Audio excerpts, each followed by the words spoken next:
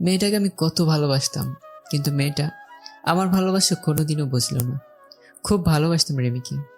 রিমিকে দেখতে একদম ডানাকাটা পরীর মতো, যাকে দেখলে যে কোনো ছেলেই ক্রাশ খাবে। এবার আমার পরিচয়টা দিয়ে দিই। আমি মেহেদী হাসান। আমি অনার্স শেষ করে রেজাল্টের জন্য অপেক্ষা করছি। পরিচয় দিতে দিতে আমার বাসায় চলে আসলাম। বাড়ি কলিং বেল বাজালাম। কিছুক্ষণ পর আমার মা এসে দরজা খুলে দিল। আমি মাকে দেখে অনেক খুশি হলাম। 2 মাস পর মাকে দেখলাম, কিন্তু মা আমাকে দেখে মুখটা মলিন করে কোনো কথা না বলেই ভিতরে ঢুকে গেল। আজ আমার একটা অন্যের জন্য মা আমার সাথে কথা বলল না। খুব খারাপ লাগছে। মা আমার সাথে কথা না বলে মুখে একরাশ বিরক্ত নিয়ে চলে গেল আমার সামন থেকে। আমি মার পিছু নিলাম। আমি আমার মাকে ডাকলাম, কিন্তু মা কোনো কথা বলছে না। এবার আমি দৌড়ে মার সামনে গেলাম। মা, কি হলো? আমার সাথে কথা বলছো না কেন? আমি তো রাগের মাথায় একটা ভুল করেছি, তাই বলে আমাকে এভাবে শাস্তি দিবে? আমার কোনো ছেলে নেই। মেহেদি নামে একটা ছেলে ছিল, কিন্তু 2 মাস আগে সে মারা গেছে আমার কাছে। তুই আমার ছেলে না। তোর ওই পাপী চেহারা আমাকে দেখাবি না। আর তোর ওই নোংরা মুখে আমাকে কোনো দিন মা বলে ডাকবি না। তাই বলে মা কান্না করতে করতে চলে গেল রুমে। এবার মার কথা শুনে আমার চোখ বেয়ে অঝোর ধারায় পানি পড়তে থাকে। শেষ পর্যন্ত আমার মা আমাকে দৌড়ে ঠেলে দিল। খুব কষ্ট হচ্ছে, তাই রুমে এসে দরজা বন্ধ করে অনেকক্ষণ কান্না করলাম। কান্না করতে করতে কখন যে ঘুমিয়ে পড়েছি নিজেই জানি না। ঘুম ভাঙলো দরজায় ঠক ঠক শব্দে। আমি উঠে দরজা খুলে দিলাম। দরজা খুলে দেখি বাবা দাঁড়িয়ে আছে। আমি বাবাকে দেখে কান্না করে দিলাম আর বাবাকে জড়িয়ে ধরলাম। আসলে বাবার সাথে আমি খুবই ফিরেছিলাম। কান্না করিস না বাবা, সব ঠিক হয়ে যাবে। আর কাল থেকে তুই অফিসে জয়েন করবি, তারপর দেখবি সব ঠিক হয়ে যাবে। আচ্ছা বাবা, তুমি যা বলবে তাই হবে। আর একটা কথা, তোকে না জেনে আমি বড় একটা সিদ্ধান্ত নিয়েছি। আশা করি তুই আমার কথা রাখবি। বলো বাবা, আমি তোমার সব কথাই রাখবো। আমি তোর সাথে রিমির বিয়ে ঠিক করেছি, কারণ তোর জন্য রিমির জীবন নষ্ট হোক তা আমি চাই না। তাই আমি এই সিদ্ধান্তটা নিয়েছি। তুমি যা ভালো বোঝো তাই করো। আপনারা ভাবছেন এই রিমিটা কে? আসুন, 2 মাস আগের কাহিনী বলছি। সকালে ঘুমে আছি, হঠাৎ ফোনের শব্দে ঘুম ভেঙে গেল। আমি বিরক্ত হয়ে ফোনটা রিসিভ করলাম। দেখি আমার বন্ধু ফোন দিয়েছে। আমার বন্ধুর নাম রাজু। ওই শালা, এত সকালে ফোন দিয়ে আমার আরামের ঘুমটা নষ্ট করলি কেন রে? আরে রাখ তোর আরামের ঘুম। আর এদিকে রিমি ভাবি অন্য একটা ছেলের সাথে এক রিক্সায় কলেজে যাচ্ছে। তুই তাড়াতাড়ি কলেজে চলে আয়। রাজুর মুখে রিমির কথা শুনে আমার নিমিষে ঘুম উধা হয়ে গেল। আমি তাড়াতাড়ি উঠে ফ্রেশ হয়ে কলেজের জন্য রওনা দিলাম। আসুন রিমির সাথে পরিচয় করিয়ে দিই। রিমি আমাদের কলেজে 2য় বর্ষের ছাত্রী। আমি রিমিকে 2 বছর ধরে ভালোবাসি। রিমিকে অনেকবার প্রপোজ করেছি, কিন্তু রিমি রাজি হয়নি। রিমিকে আমি অনেক ভালোবাসি, যা রিমিকে কেউ এরকমভাবে ভালোবাসতে পারবে কিনা আমার জানা নেই। পরিচয় দিতে দিতে কলেজে চলে আসলাম। এসে দেখি রিমি একটা ছেলের পাশে বসে আছে আর হেসে হেসে কথা বলছি। আমার মাথায় প্রচণ্ড রাগ উঠে গেল। আমি সোজা গিয়ে রিমির পাশে বসে ছেলেটার শার্টের কলার ধরে সোজা নাকে একটা ঘুষি মারলাম, আর ছেলেটি নাকে হাত দিয়ে সোজা মাটিতে বসে পড়ল। ওই, তোরে বলছি না কোনো ছেলের সাথে যেন না মিশতে? তারপরে তুই এই ছেলের সাথে কথা বলছিস কেন, হ্যাঁ? আপনি ওকে মারলেন কেন? আপনি জানেন ছেলেটি কি হয় আমার? ও আমার কাজিন হয়। আসলে আপনাদের মতো এমন বখাটেদের জন্য আমাদের মতো মেয়েরা আজ অসুরক্ষিত। আপনি একটা বখাটে। আর যাই হোক, আপনাকে ভালোবাসা চাই না। রিমি, আমি সরি। আমি তোমাকে অনেক ভালোবাসি, আর সেই জন্য তোমার পাশে আমি কাউকে সহ্য করতে পারি না। প্লিজ আমাকে ক্ষমা করে দাও। আমি কোনো রাস্তার বখাটে মাস্তানকে ভালোবাসতে পারবো না, যে কিনা রাস্তার কুকুরের মতো মেয়েদের পেছনে পড়ে থাকে। তাই বলে রিমি চলে গেল কলেজ থেকে। রিমির কথা শুনে খুব কষ্ট হতে লাগলো। যাকে আমি নিঃস্বার্থভাবে ভালোবাসলাম, সে আমাকে রাস্তার কুকুর বলল। কিন্তু হঠাৎ করে মাথায় প্রচণ্ড রাগ উঠে গেল। আমাকে রাস্তার বকাটে মাস্তান বলল। আমি যদি বকাটে মাস্তান হই, তাহলে বকাটের মতোই রিমির ভালোবাসা আদায় করে নেব। কাল রিমিকে দেখাবো বকাটেরা কিভাবে ভালোবাসে। পরের দিন সকালে রিমির জন্য অপেক্ষা করছি রাস্তায়। আজ রিমিকে বকাটে বলা শাস্তি পেতে হবে। কিছুক্ষণ পর রিমি আসলো, তবে আজ একা এসেছে। আমি কোনো কথা না বলে রিমিকে জোর করে তুলে বাইকে বসে প্রচণ্ড স্পিডে বাইক চালিয়ে একটা পুরোনো ভাঙ্গা ঘরে নিয়ে চলে আসলাম। আসার সময় রিমি অনেক চিৎকার করছিল আর অনেক ভয়ও পেয়ে গেছিল। রিমি দেখো, আমি তোমাকে অনেক ভালোবাসি। তোমাকে আমি কোনো হার্ট করতে চাই না। তোমাকে আমি 2 বছর ধরে ভালোবাসি, কোনোদিনও তোমার সাথে খারাপ ব্যবহার করিনি। তাহলে কেন আমাকে ভালোবাসতে পারবে না? তুমি বখাটে মাস্তান, তা তোমার এমন আচরণে বোঝা যায়। তুমি যদি আমায় সত্যি ভালোবাসতে তাহলে আমাকে এমনভাবে তুলে নিয়ে আসতে পারতে না, কারণ এইগুলো রাস্তার বখাটে গলেই করতে পারে এমন কাজ, যার কারণ তার মা বাবা তাকে ঠিকভাবে কোনোদিন শাসন করেনি। তুমি এরকম, তাহলে তোমার মা বাবা কিরকম হবে আল্লাহই জানে। এবার আমার মাথায় রাগ উঠে গেল। তুই আমাকে যা বলার বল, কিন্তু আমার বাবা মাকে তুই কেন মাঝখানে তুললি, কেন? এবার আমি এতটা শরীরে শক্তি দিয়ে রিমিকে একটা চড় মারলাম, আর রিমি পাশে পড়ে গেল। আমি তখন রিমির কাছে গিয়ে রিমির শরীর থেকে ওড়না ছুঁড়ে ফেলে দিয়ে রিমির ওপর শারীরিক অত্যাচার করলাম। আমাদের ভাষায় যাকে বলে ধর্ষণ। হ্যাঁ, আমি রিমিকে ধর্ষণ করেছি। আমাকে বকাটে বলে, মাস্তান বলে, আমার বাবা মাকে গালি দেয়, আমি সব সহ্য করতে পারি, কিন্তু আমার বাবা মাকে আজে বাজে কথা আমি সহ্য করতে পারিনি। রিমি আমাকে অনেক আটকানোর চেষ্টা করেছিল, কিন্তু পারিনি আমার শক্তির কাছে। রিমি আমার পা পর্যন্ত ধরেছিল, কিন্তু আমার সেই সময় প্রচণ্ড রাগ উঠেছিল। রিমি এভাবে কান্না করেই যাচ্ছে। কিছুক্ষণ পর সেখানে মানুষজন আসলো, হয়তো রিমার চিৎকার শুনেই চলে এসেছে। মানুষগুলো আমাকে একসময় মারতে লাগলো, তারপর আমার আর কিছু মনে নেই। যখন জ্ঞান ফিরে তখন আমি জেলখানায়। তারপর আমার বাবা আসলো, বাবা সব কাহিনী শুনতে চাইলো। বাবাকে আমি সব খুলে বললাম। বাবা বলল, তুই চিন্তা করিস না, আমি তোকে যত তাড়াতাড়ি সম্ভব জামিন করে নিয়ে যাব। আমি জেলে থাকতে রিমির কোনো খোঁজ খবর পাইনি, এমনকি আমার মা আমাকে দেখতে পর্যন্ত আসেনি। বাবা মাঝে মাঝে আসতো আমাকে দেখতে, আর তার 2 মাস পরেই জামিন হয়ে যায়। আর তারপরের কাহিনী সব আপনারা তো জানেনই। পরের দিন ঘুম থেকে উঠে ফ্রেশ হয়ে গুছিয়ে অফিসে যাওয়ার জন্য প্রস্তুতি নিচ্ছি। সব কিছু গুছিয়ে নিচে এসে দেখি মা বাবা সবাই একসাথে নাস্তা করছে। আমি যে নাস্তা করার জন্য টেবিলে বসতে যাব, তখনই আমার মা নাস্তা রেখে উঠে গেল। নিজের প্রতি খুব খারাপ লাগছে। আমার জন্য আমার মা নাস্তা না করে উঠে গেল।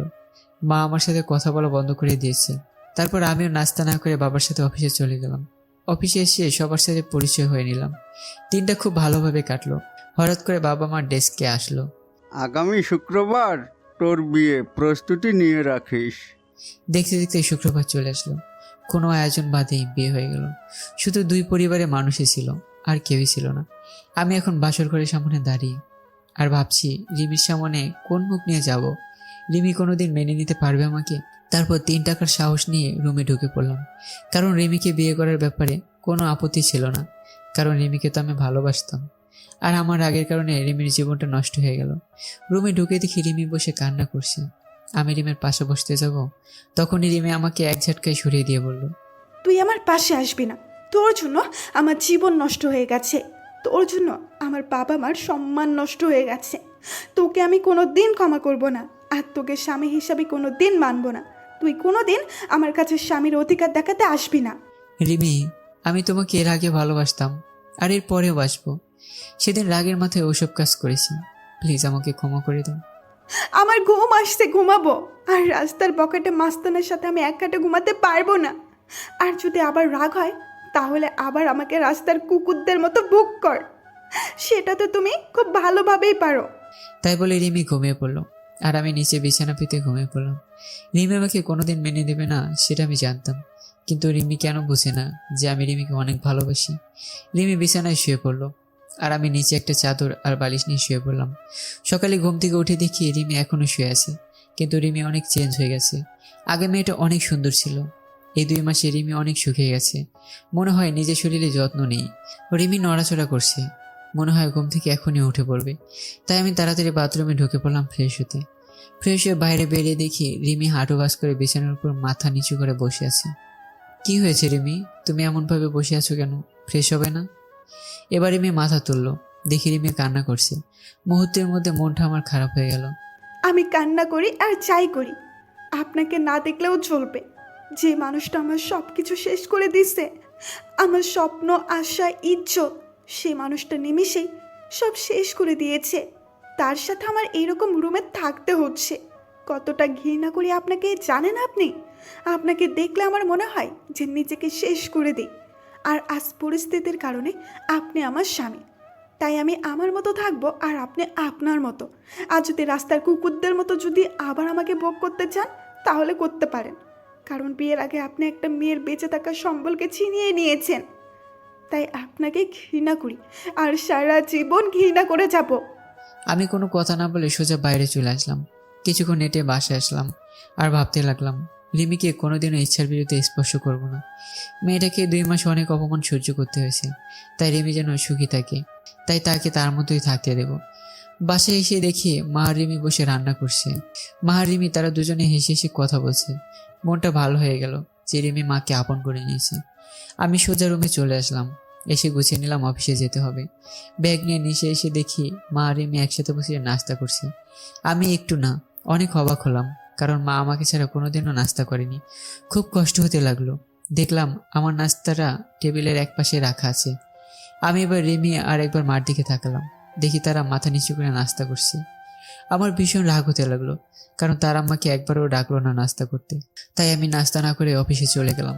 গিয়ে আব্বুর সাথে সবকিছু দেখাশোনা করতে লাগলাম। আমি এখন আর আমার বন্ধুদের সাথে তেমন বেড়াই না। দুপুরে লাঞ্চ টাইমে আমি আর বাবা গাড়িতে উঠে বাসায় আসলাম দুপুরের খাবার খেতে। আমি আর বাবা টেবিলে বসলাম। দেখলাম বাবাকে প্লেটে ভাত সবকিছু এগিয়ে দিচ্ছে মা আর রিমি, কিন্তু আমার সামনে কেউ কিছু দিচ্ছে না। সবাই দুপুরের খাওয়া দাওয়া শুরু করে দিল, কিন্তু আমার উপর কারো কোনো নজরই নেই। খুব কষ্ট হতে লাগলো যে মা আমাকে খাবার না দিয়ে কোনোদিনও খায়নি, আর আজ ওটা কী হলো। খুব হাসি পাচ্ছে আর বুকের মধ্যে চিনচিন করে ব্যথা করছে। তখন আমার বাবা আমার দিকে একটা প্লেট এগিয়ে দিল আর কিছু ভাত দিল। আমি না খেয়ে উঠে পড়লাম আর বাইরে চলে আসলাম। এখন আর অফিসে যাব না, তাই বাইরে গিয়ে কিছু খেয়ে 1 প্যাকেট সিগারেট কিনলাম আর চলে আসলাম আমাদের পুরোনো আড্ডাখানায়। সেখানে রাত 10টা পর্যন্ত আড্ডা দিয়ে বাড়ির দিকে রওনা দিলাম। রাস্তায় একটা ফুচকার দোকান দেখলাম। আগে রিমি ফুচকা খুব পছন্দ করতো, তাই রিমির জন্য কিছু ফুচকা নিলাম। তারপর বাসায় চলে আসলাম। রুমে এসে দেখি রিমি টিভি দেখছে। আমি রিমির দিকে প্যাকেটটা বাড়িয়ে দিলাম। রিমি একবার প্যাকেটের দিকে তাকিয়ে আবার টিভি দেখে মনোযোগ দিল। কি হলো, ধরো, তুমি তাকে প্রচুর ফুচকা খেতে, নাও তোমার জন্য নিয়ে আসলাম। আপনাকে বলেছি না আমার বিষয়ে আপনার কোনো অধিকার ফলানোর চেষ্টা করবেন না। আর আপনি কি ভাবছেন আপনার হাতের জিনিস আমি খাবো? ভাবলেন কিভাবে? আপনার ওই নোংরা হাতে আমি কোনো দিন 20 পর্যন্ত খাবো না। যে একটা মেয়ের সম্মান দিতে পারে না তার হাতের জিনিস খেলে আমার পাপ হবে। যত সব রাস্তার কুকুর বখাটে মাস্তান। আবার আপনাকে গালি দিলাম, এখন তার জোর করে কোনো মেয়েকে ধর্ষণ করতে হবে না, আর সে চাইলে আর আটকাতে পারবে না। আমি আর কোনো কথা না বলে প্যাকেটে টেবিল উপরে খেয়ে ফ্রেশ হতে চলে গেলাম। ফ্রেশ হয়ে এসে দেখি রিমি ঘুমিয়ে পড়েছে। আমি কিছুক্ষণ রিমির দিকে তাকিয়ে শুয়ে পড়লাম, কারণ রিমি যতই আমাকে গালাগালি দেয় এসবের জন্য দায়ী আমি। আর আমি রিমিকে অনেক ভালোবাসি। এভাবে কিছুদিন চলে গেল। এই কয়দিনে মা আমার সাথে একবারও কথা বলেনি, আর রিমি কথা বললে গালাগালি দিত আর অবহেলা করত। আমি আর সহ্য করতে পারি না আপনজনের অবহেলাগুলো। আমি এই কয়দিন বাড়িতে খাবারও খাইনি, কিন্তু কেউ একবারও জিজ্ঞাসা করেনি কিছু খেয়েছি কিনা। আজ অফিসে বসে কাজ করছি, আর তখন বাবা এসে বলল রিমির শরীর নাকি হঠাৎ খারাপ করেছে, মাথা ঘুরে পড়ে গেছে। আমি আর বাবা তাড়াতাড়ি গাড়ি নিয়ে বাসায় চলে আসলাম। এসে দেখি রিমি আর মা একসাথে কথা বলছে। রিমি বিছানায় শুয়ে আছে আর মা রিমির মাথায় হাত বুলিয়ে দিচ্ছে। আমি আসা মাত্র মা রুম থেকে চলে গেল। আমি গিয়ে রিমির পাশে বসলাম, আর রিমি একটু দূরে সরে গেল। কি হয়েছে তোমার? বাবা বলল তোমার নাকি শরীর খারাপ। রিমি চুপ করেই বসে আছে। কি হলো বলো, কি হয়েছে? বড় সমস্যা হলে ডাক্তারের কাছে নিয়ে যাব। আমি মা হতে চলেছি। কি? আমি বাবা হতে চলেছি? এত খুশি সংবাদ, আর তুমি এমন মনমরা হয়ে বলছো কেন? তুমি জানো আমি কত খুশি। আমি অ্যাবর্শন করব। মানে ঠিক বুঝলাম না। আমি এই বাচ্চা চাই না, আমি অ্যাবর্শন করব। কি বলছো এসব? বাচ্চা অ্যাবর্শন করবে মানে? পাগল হলে নাকি তুমি?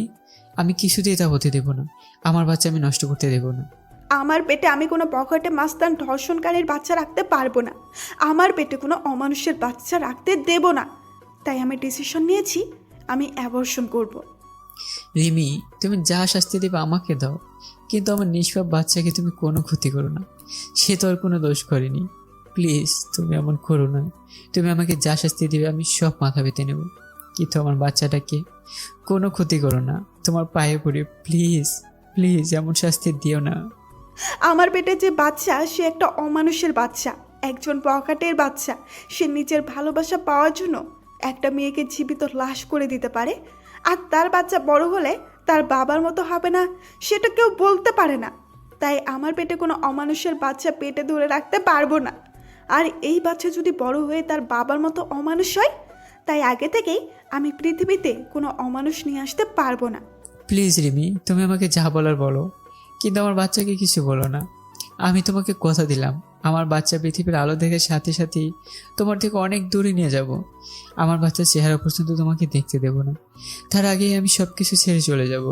রিমি সামনে হাঁটু গেড়ে বসে কান্না করছে আর বলছে। আমার কান্না দেখে রিমির হয়তো কিছুটা মায়া হলো, সে রাজি হয়ে গেল, আর কিছুই বললো না, আমার সামনে থেকে উঠে চলে গেল। আমি ওখানে বসে ভাবছি, নিজের সন্তানকে কেউ কোনোদিন এভাবে বলে? আমার কোনোদিনও জানা ছিল না। রিমির সাথে না হয় আমি একটা অন্যায় করেছি, কিন্তু সে তো আমার বউ হয়। আমি তো রিমিকে বউয়ের মর্যাদা দিয়েছি, তাহলে কেন রিমি আমার সাথে এমন করছে?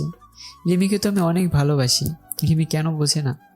আমি বাইরে চলে আসলাম আর এক প্যাকেট সিগারেট নিলাম, নিয়ে ছাদে চলে আসলাম আর মনের সব দুঃখ দোয়ার সাথে উড়িয়ে দিচ্ছি। আমার সন্তান জন্ম নেওয়ার সাথে সাথে আমি সবার থেকে দূরে নিয়ে চলে যাব, কেউ যেন তাকে অমানুষের বাচ্চা বলতে না পারে।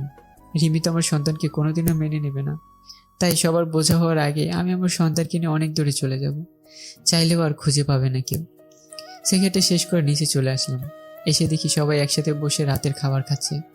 আমার মনটা আবার খারাপ হয়ে গেল, আজকেও আমাকে না ডেকে সবাই একসাথে খাওয়া শুরু করে দিয়েছে। আমি আমার রুমের দিকে যাচ্ছি, তখন বাবা আমাকে ডাকলো খাবার খেতে। আমার ক্ষুধা নেই বলে রুমে চলে আসলাম। আমার মার কাছে আমি এতটাই ঘৃণার পাত্র হয়ে গেলাম যে আমার সাথে এই কয়টা দিনও কথা বলেনি। আমি নিচে বিছানা ভিতরে শুয়ে পড়লাম, কখন যে ঘুমিয়ে পড়েছি ঠিক নেই। সকালে উঠে দেখি রিমি খাটের উপর নেই, হয়তো নিচে গেছে। আমি উঠে ফ্রেশ হয়ে নাস্তা না করে অফিসে চলে আসলাম। বিকেলে অফিস শেষে বাসায় আসার সময় রিমির জন্য কিছু জিনিস নিয়ে এলাম, কিছু ফল আর মাদার হরলিক্স আর অন্যান্য মায়ের শরীরের উপকারে আসে অন্য সব নিয়ে আসলাম। তখন অজর ধারায় বৃষ্টি হতে লাগলো। আজ খুব বৃষ্টিতে ভিজতে ইচ্ছে করছে, অনেকদিন বৃষ্টিতে গোসল করিনি। আমার আবার বৃষ্টিতে ভিজলে জ্বর ঠান্ডা লাগে। আমি কোনো কিছু না ভেবে একভাবে হেঁটে চলেছি। বাসায় এসে কলিং বেল বাজালাম, দেখি আব্বু দরজা খুলে দিল। আমার রুমে চলে আসলাম, এসে দেখি রিমি জানালা গ্রিল ধরে এক মনে বাইরে তাকিয়ে আছে। আমি রিমিকে ডাক দিলাম, রিমি আমার দিকে তাকালো। আমি রিমির হাতে ফল আর হরলিক্সের প্যাকেটটা দিতে যাব, তখনই রিমি চিৎকার করে রেগে বলল, আপনাকে এসব আনতে বলেছে কি? এসব ঢং করার কোনো দরকার নেই। আর জীবনটা শেষ করে এখন নাটক করতে আসছেন? যত সব ঢং দেখলে বাঁচি না। আর আপনি ভাবলেন কি করে একটা অমানুষের হাতের জিনিস আমি খাবো? যদি সারাদিন না খেয়েও থাকি, তবুও আপনার মতো একটা মানুষের কোনো জিনিস খাবো না। রিমি, আমি এসব কিছু আনতে চাইনি, শুধু আমাদের বাচ্চাটার জন্য এনেছি। তুমি আমাকে যেভাবে শাস্তি দেবার দাও, আমাদের বাচ্চাটাকে কোনো শাস্তি দিও না। তুমি এগুলো আমার বাচ্চার জন্য নিয়মিত খাও। আমাদের বাচ্চা মানে? শুধু আপনার বাচ্চা, আমার কোনো বাচ্চা নেই। তাও আবার আপনার মতো একটা জানোয়ারের বাচ্চা নেব আমি? কোনো দিনও সম্ভব না। আচ্ছা আচ্ছা, ও শুধু আমার বাচ্চা, তোমাকে বাচ্চার মা বলে আমি কোনোদিনও পরিচয় দেব না। তুমি নিশ্চিন্তে থাকতে পারো, শুধু আমার বাচ্চাটার জন্য এগুলো নাও। এবার রিমি রাগি মুখে আমার হাত থেকে প্যাকেটটা নিয়ে অন্য রুমে চলে গেল, আর আমি ফ্রেশ হতে চলে গেলাম। ফ্রেশ হয়ে এসে দেখি রিমি বিছানায় শুয়ে পড়েছে। আমি ফ্লোরে বিছানা পেতে শুয়ে পড়লাম। মাঝরাতে আমার শরীরে কাঁপুনি দিয়ে জ্বর আসলো। আমি একটা চাদর নিয়ে শুয়ে পড়লাম। যখন ঘুম ভাঙলো তখন দেখি দুপুর 12টা বেজে গেছে, আর আমার পাশে বাবা বসে আছে আর মাথায় পানি দিচ্ছে। তাহলে সারা রাত আমার শরীরে জ্বর ছিল? কিন্তু রিমির তো জানার কথা যে আমার জ্বর এসেছে। হয়তো রিমি আমার উপর ঘৃণা করে আমার শরীরে হয়তো স্পর্শই করেনি। বাবা, তুমি এখানে? রিমি কোথায়? সকালে অফিসে যে দেখি তুই আসিসনি, আবার ফোনও বন্ধ। তাই আমি বাড়িতে এসে দেখি জ্বরে তোর শরীরে কাঁপুনি দিয়ে উঠতেছে, তাই আমি মাথায় পানি দিতেছি। আসলে বাবা সবই জানে যে রিমি আর মা আমার সাথে কথা বলে না, তাই হয়তো বাবা আমার খোঁজখবর নিচ্ছে। আমার চোখ দিয়ে কয়েক ফোঁটা পানি বের হয়ে গেল। আমার মার জন্য আমার উপর একটু মায়া হলো না। আর রিমিকে তো আমি নিজের থেকেও বেশি ভালোবাসি। তাহলে রিমি অন্তত একটু দেখতো যে আমি মারা গেছি না বেঁচে আছি। বাবা, কিছু খাবার নিয়ে আসবে, রাতে থেকে কিছু খাওয়া হয়নি। একটু বস, আমি বৌমাকে পাঠিয়ে দিচ্ছি। না বাবা, দরকার নেই, আমি বাইরে থেকে খেয়ে নেব। আমি সব বুঝি রে বাবা, মেয়েটা তো এখনো ক্ষমা করতে পারেনি। আমি নিয়ে আসছি খাবার। তাই বলে বাবা চলে গেল নিচে খাবার আনতে, আর আমি বিছানায় শুয়ে আছি। তখন রিমি রুমে চলে আসলো, আর আমার দিকে একবার তাকিয়ে নিজের কাজ সেরে আবার রুমের বাইরে চলে গেল। আমি যে মেয়েটাকে নিজের জীবনের চাইতেও বেশি ভালোবাসতাম, সেই মেয়েটা আমার প্রতি একটু মায়া কাজ করে না। যেদিন আমি থাকবো না সেদিন বুঝতে পারবে কতটা ভালোবেসেছিলাম তাকে আমি। সেদিন হয়তো আর আমাকে ভাবে না, সব কিছুর মায়া ত্যাগ করে চলে যাব। তখন আমার উপরে আর কারো রাগ থাকবে না, কেউ আমাকে অমানুষ জানোয়ার বকাটে বলবে না। তারপর বাবা আমাকে খাবার দিয়ে গেল, আমি খেয়ে নিলাম। তারপর বিকেলের দিকে একটু শরীরটা ভালো হলো। আমি আস্তে আস্তে উঠে বাইরে চলে আসলাম আর কিছু খেয়ে নিলাম। এভাবে চলে গেল 2 দিন। এই 2 দিনে আমার শরীরে হালকা জ্বর ছিল, কিন্তু মা, রিমি কেউ আমাকে দেখেনি, সবাই অবহেলা করেছে। এখন কেমন যেন নিজেকে শেষ করে দিতে ইচ্ছে করছে। নিজের আপনজনের এমন অবহেলা সহ্য হচ্ছে না। আমি বাসার খাবার খুবই কমই খাই, বেশিরভাগই বাইরে খাই। আজ আবার একটু অফিসে আসলাম, এসে কিছু কাজ করে বাসায় আসলাম। আসার সময় রিমির জন্য কিছু জিনিস কিনলাম, যাতে আমার বাবুটা রিমির ভিতরে সুস্থ থাকে। মা আমার সাথে একদমই কথা বলা বন্ধ করে দিয়েছে। আমি একবারই কথা বলতে গেলেও মা কথা বলে না। আর রিমি আমার সাথে যখনই কথা বলতে আসে তখনই রাগ দেখিয়ে আর গালাগালি করে। এভাবে চলে গেল 7 মাস। এখন রিমি একটু বেশি করে নিজের শরীরের উপর যত্ন নেওয়া শুরু করেছে। হয়তো নিজের সন্তান, তাই একটু মায়া হচ্ছে। এখন রিমির যা যা প্রয়োজন সব বাবাকে বলে, আর বাবা আমাকে বলে। আমি সেগুলো নিয়ে আসি। মাঝে মাঝে দেখি রিমি নিজের পেটে আলতো করে হাত বোলায় আর নিজে নিজেই কথা বলে। খুব আস্তে আস্তে কথা বলে, আমি শুনতে পারি না। মনে হয় নিজের সন্তানের সাথে কথা বলে। এসব দেখে খুব ভালো লাগে যে রিমি তার পেটের সন্তানকে একটু একটু করে ভালোবাসতে শিখেছে। হাজার হলেও সে তো মা। আর রিমি আগে সবসময় কেন যেন মন মরা আর উদাস হয়ে থাকতো।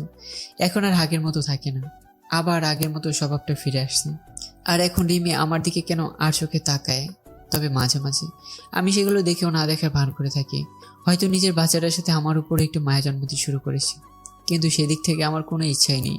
আমি সারাদিন আমার মতো থাকি, আর রিমি রিমির মতো। আজ মাঝরাতে হঠাৎ করে ঘুম ভেঙে গেল। উঠে দেখি রিমি ঘুমিয়েছে, আর একটা হাত রিমির পেটের উপর। হয়তো বাচ্চাটাকে আদর করতে করতে ঘুমিয়ে পড়েছে। আমি এবার উঠে রিমির পাশে গিয়ে বসলাম, আর আমার হাতটা রিমির পেটে আলতো করে রাখলাম। খুব ভালো লাগছে আমার। ছোট বাবুটা রিমির মধ্যে আস্তে আস্তে বড় হচ্ছে। আমি আস্তে আস্তে মাথাটা নিচু করে রিমির পেটে চুমু খেতে যাবো, তখনই রিমির ঘুম ভেঙে যায়। আর রিমির পেটে আমার হাত দেখে আর আমার মুখটা রিমির পেটের কাছে দেখে রিমির চোখ রাগে ভরে গেল। আর রিমি আমাকে আমার পাওনাটা বুঝিয়ে দিল। ঠাস ঠাস করে 2টা চড় মারলো আর আমাকে ধাক্কা দিয়ে দৌড়ে সরিয়ে দিল। আমি গালে হাত দিয়ে এক দৃষ্টিতে রিমির দিকে তাকিয়ে আছি, আর রিমির চোখ দিয়ে যেন আগুন বের হচ্ছে। কুত্তা, তুই আমার কাছে কেন এসেছিস? আমার জীবনটা নষ্ট করে তোর শান্তি হয়নি? ছোট লোক একটা, তোর কোনো মনুষ্যত্ব বোধই নাই। তুই দেখছিস আমার পেটে 7 মাসের বাচ্চা, তারপরেও তুই কিভাবে আমার কাছে আসিস? হ্যাঁ, তোর মতো জানোয়ারকে আমার আর বিশ্বাস নেই। ছি ছি ছি, মনে হচ্ছে আমি এখন এই পৃথিবী ছেড়ে চলে যাই, সব কিছু ছেড়ে।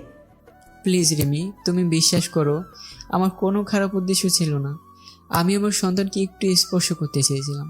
তুমি বিশ্বাস করো, আমার কোনো খারাপ উদ্দেশ্য ছিল না। বিশ্বাস করব তোকে?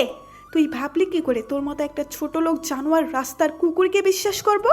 আমার ভাবতেও ঘৃণা হচ্ছে যে একটা 7 মাস গর্ভবতীর মায়ের কাছে তোর আসতে একটুও বিবেকে বাঁধল না। আজ থেকে তুই আর এই রুমে থাকতে পারবি না। তোকে আস্তে আস্তে মেনে নিতে চেয়েছিলাম, কিন্তু তুই কোনোদিনও ভালো হবি না। আসলে রাস্তার কুকুর কোনোদিন ভালো হয় না। আমি আর কিছু না বলে বাইরে চলে আসলাম। এসে ছাদে চলে আসলাম। খুব কষ্ট হচ্ছে আমার। রিমি আবার আমাকে ভুল বুঝলো। আমি তো আমার সন্তানকে একটু স্পর্শ করতে চেয়েছিলাম, আর রিমি আমাকে থাপ্পড় মারলো। নিজের অজান্তেই চোখ দিয়ে দুপুরটা নোনা পানি বের হলো। আজকে নিজেকে শেষ করে দিতে ইচ্ছে হচ্ছে, কিন্তু আমাকে বেঁচে থাকতে হবে। আমার সন্তানের জন্য আমাকে বেঁচে থাকতে হবে, নইলে আমার মতো আমার সন্তান এমন অবহেলা পাবে। আর নিজের আপনজনের কাছ থেকে এমন অবহেলা পেলে সে নিজেও ঠিক থাকতে পারবে না। তাই আমি আমার সন্তানকে নিয়ে এই পরিবার, এই শহর ছেড়ে অনেক দূরে চলে যাব। চাইলেও আর কেউ খুঁজে পাবে না। সারা রাত এভাবে ছাদে কাটিয়ে দিলাম। রিমির কথা ভাবতে ভাবতে কখন যে সকাল হয়ে গেছে ঠিক খেয়াল করিনি। সকালে নিচে চলে আসলাম, এসে সোজা মায়ের রুমে চলে গেলাম। দেখি মা বসে আছে। আমি মায়ের কাছে গিয়ে মায়ের সামনে হাঁটু গেড়ে বসে পড়লাম। মা, কেন তুমি আমার সাথে এমন ব্যবহার করছো? কেন এমন অবহেলা করছো?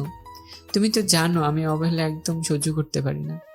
সেদিন রিমি তোমাদের নামে অনেক খারাপ ভাষায় গালাগালি করেছিল, তাই আমি রাগের মাথায় রিমির সাথে এমন ব্যবহার করেছি। চাইলে তুমি আমাকে মারতে পারো, আর যদি না শাস্তি দাও তাহলে তুমি একবার বলো যে বাড়ি থেকে চলে যেতে। আমি সব কিছু ছেড়ে চলে যাবো মা। আর কোনোদিনও তোমার এই শয়তান ছেলের মুখ দেখতে হবে না। তোর সাথে আমার কোনো কথা নেই। আমি আগেই বলেছি আমার ছেলে সেদিনই মারা গেছে আমার কাছে, যেদিন সে ওরকম একটা নোংরা কাজ করেছিল। আর আমি কারো মা না, আমার কোনো ছেলে নেই। তুই যেখানে পারিস সেখানে চলে যা, আমার কিছু যায় আসে না। মা অন্যদিকে ফিরে কথাটা বলল, ঠিক আছে মা, আমি আর কোনোদিন তোমাকে মা বলে ডাকবো না। আমি চলে যাব, সবাইকে ছেড়েই চলে যাব। তখন এই শয়তানটার চেহারা তোমাকে আর দেখতে হবে না, আর কোনো অমানুষ তোমাকে মা বলে ডাকবে না।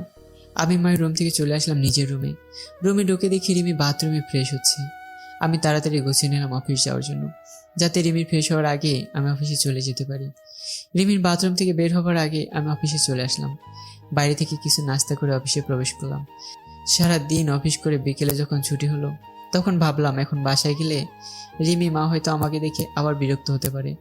তাই একটু পার্কে বসে বন্ধুদের সাথে আড্ডা দিয়ে রাত 12টার সময় বাসায় আসলাম। বাসায় এসে অন্য রুমে ঘুমোতে চলে গেলাম। আজ আর নিজের রুমে ঘুমোতে যাইনি, কারণ রিমি আমাকে দেখলে আবার রাগ করবে।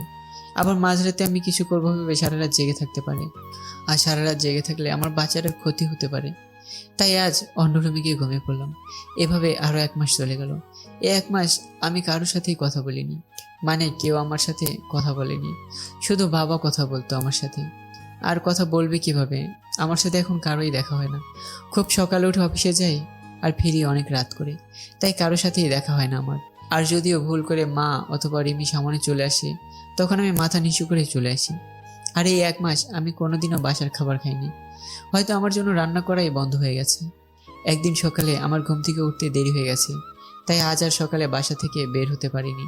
তাড়াতাড়ি ঘুম থেকে উঠে ফ্রেশ হয়ে অফিস যাওয়ার জন্য তৈরি হয়ে যেই রুম থেকে বের হব, তখনই দেখি রিমি আমার রুমের দরজার সামনে দাঁড়িয়ে আছে। আমি রিমির এক সেট করে চলে আসতে যাব, তখনই রিমি আমাকে কি যেন বলতে চাইলো। আমি শুনেও না শোনার ভান করে চলে আসলাম। হয়তো বলতে চাইছিল যে কিছু ফল আর কিছু হেলদি খাবার কিনে আনার জন্য। তাছাড়া রিমি আমার সাথে কথা বলতে যাবে কেন? তাই আমি অফিসে চলে আসলাম। সারাদিন অফিস করে অফিস থেকে ফেরার পথে ফলের দোকানে গিয়ে অনেক ফল আর মাদার হরলিক্স সব কিছুই কিনলাম। কিনে বাবার কাছে গেলাম। বাবার কাছে ফলের প্যাকেটটা দিয়ে বললাম এগুলো রিমিকে দিতে। বাবা কিছুক্ষণ আমার দিকে তাকিয়ে রইল। বাবা সব কিছু জানে যে মা আর রিমি আমার সাথে কথা বলে না, কিন্তু বাবা কিছু বলতে পারে না, কারণ দোষটা তো আমারই ছিল। তারপর অফিস শেষ করে রাত 11:30 বাসায় আসলাম। দেখি সব রুমেরই লাইট অফ, মনে হয় সবাই ঘুমিয়ে পড়েছে। আমি আমার রুমে ঢুকে কাপড় চেঞ্জ করে ফ্রেশ হতে চলে গেলাম বাথরুমে। ফ্রেশ হয়ে এসে দেখি রিমি আমার রুমে খাটের উপর বসে আছে। আমি রিমিকে দেখে কিছুটা ভয় পেয়ে গেলাম। রিমি, তুমি এখানে কেন? কোনো সমস্যা হয়েছে? সমস্যা হলে আমাকে ডাকতে পারতে। তুমি কষ্ট করে এলে কেন? রিমি ভাবছে। আমি এতদিন শুধু শুধু মানুষটাকে খারাপ ভেবেছিলাম, কত গালাগালি দিয়েছি, আর সেই মানুষটা আমার সাথে কোনোদিন খারাপ বলেনি, এমনকি আমার উপর কোনোদিন রাগ পর্যন্ত করেনি। রিমি, কি ভাবছো তুমি? কোনো সমস্যা হয়েছে? আর আমি তো বাবার কাছে সব কিছু কিনে দিয়েছি। কোনো কিছু কিনতে ভুলে গেলে বলো, আমি কাল সকালে ড্রাইভারকে দিয়ে পাঠিয়ে দেবো। রিমি, রিমি। রিমি আমার ডাকে ভাবনা জগৎ থেকে ফিরে আসলো। না, কিছু হয়নি, সব কিছু ঠিক আছে। আপনি রাতে কিছু খেয়েছেন? মনে হচ্ছে কিছু খাননি, চলেন আপনাকে খাবার দিই। রিমির কথা শুনে আমি আকাশ থেকে বললাম। রিমি আমাকে খাবার জন্য বলছে, খুব অবাক হলাম। আমার খাওয়া নিয়ে কারো চিন্তা করতে হবে না। আর তুমি এত রাত পর্যন্ত জেগে আছো কেন? শরীর খারাপ করবে, যাও ঘুমিয়ে পড়ো। আর এতদিন যখন আমাকে কেউ খাবার খেতে ডাকেনি, আর এখনও না ডাকলেও চলবে। তুমি যাও ঘুমিয়ে পড়ো। বেশি রাত জাগলে আমার সন্তানের আবার ক্ষতি হতে পারে, আর আমি চাই না আমার জন্য আমার সন্তানের কোনো ক্ষতি হোক। আসলে সেদিন রাতে আপনাকে ওভাবে দেখে খুব ভয় আর রাগ উঠে গিয়েছিল, তাই আপনার সাথে সেদিন খারাপ ব্যবহার করেছিলাম। এখন আর এগুলো নিয়ে আমি আর ভাবি না, সব কিছু অভ্যাস হয়ে গেছে। এখন আর মন খারাপ হয় না। তাই বলে আমি চাদরটা টেনে শুয়ে পড়লাম, আর রিমি মুখটা মলিন করে চলে গেল। আর আমি ভাবতে থাকলাম, রিমি এতদিন পরে আমার সাথে কথা বললো, খুব ভালো লাগছে। রিমি তাহলে আমাকে ফিল করতে শুরু করেছে। কিন্তু আগেকার কথা মনে পড়তেই সবকিছু অন্ধকার হয়ে গেল। রিমির বলা সেই পুরনো কথাগুলো মনে পড়তে আবার আমার মনটা বিষণ্ণতায় ছেয়ে গেল। আমি তো মাকে কথা দিয়েছি যে সবকিছু ছেড়ে অনেক দূরে চলে যাব, আর মা আমাকে তার ছেলে বলে মানে না যখন, আমি কার জন্য এখানে থাকবো? তাই সবকিছু মাথা থেকে ঝেড়ে ঘুমিয়ে পড়লাম। সকালে ঘুম থেকে উঠে ফ্রেশ হয়ে অফিসের জন্য রওনা হব, তখন আবার রিমি আমার রুমে আসলো। আমি সেদিকে কোনো খেয়াল না করেই বললাম, এত সকালে ঘুম থেকে উঠেছে কেন? যাও, যেয়ে শুয়ে পড়ো। আর কিছু লাগলে বলতে পারো, বাবার কাছে কিনে পাঠিয়ে দেব। না মানে আপনি প্রতিদিন খুব সকালে অফিসে চলে যান কেন, তাই জানতে আসলাম। আর সকালের নাস্তাটুকু করেন না? বাবা তো যায় সকাল 9টার সময়, তাহলে আপনি এত সকাল সকাল যাচ্ছেন কেন? আমি তোমাকে বলছি না আমার খাবার খাওয়া নিয়ে চিন্তা না করতে? মানা করেছি না তোমাকে? এই 1 বছর যেভাবে খেয়ে আসছি ঠিক এভাবে সারা জীবন খাবার খেতে পারবো। আর এত সকালে অফিসে যাই কেন সেটা তুমি ভালো করেই জানো। আমাকে আর নতুন করে বলার প্রয়োজন হয় বলে মনে করি না। তুমিই তো বলেছিলে যে আপনার ওই চেহারার জন্য আমাকে আর না দেখান, তাই যতটা সম্ভব চেষ্টা করি না দেখানোর। আবার দেখি রিমি মাথা নিচু করে বসে আছে। হয়তো এমন কথা রিমি আমার কাছ থেকে আশা করেনি।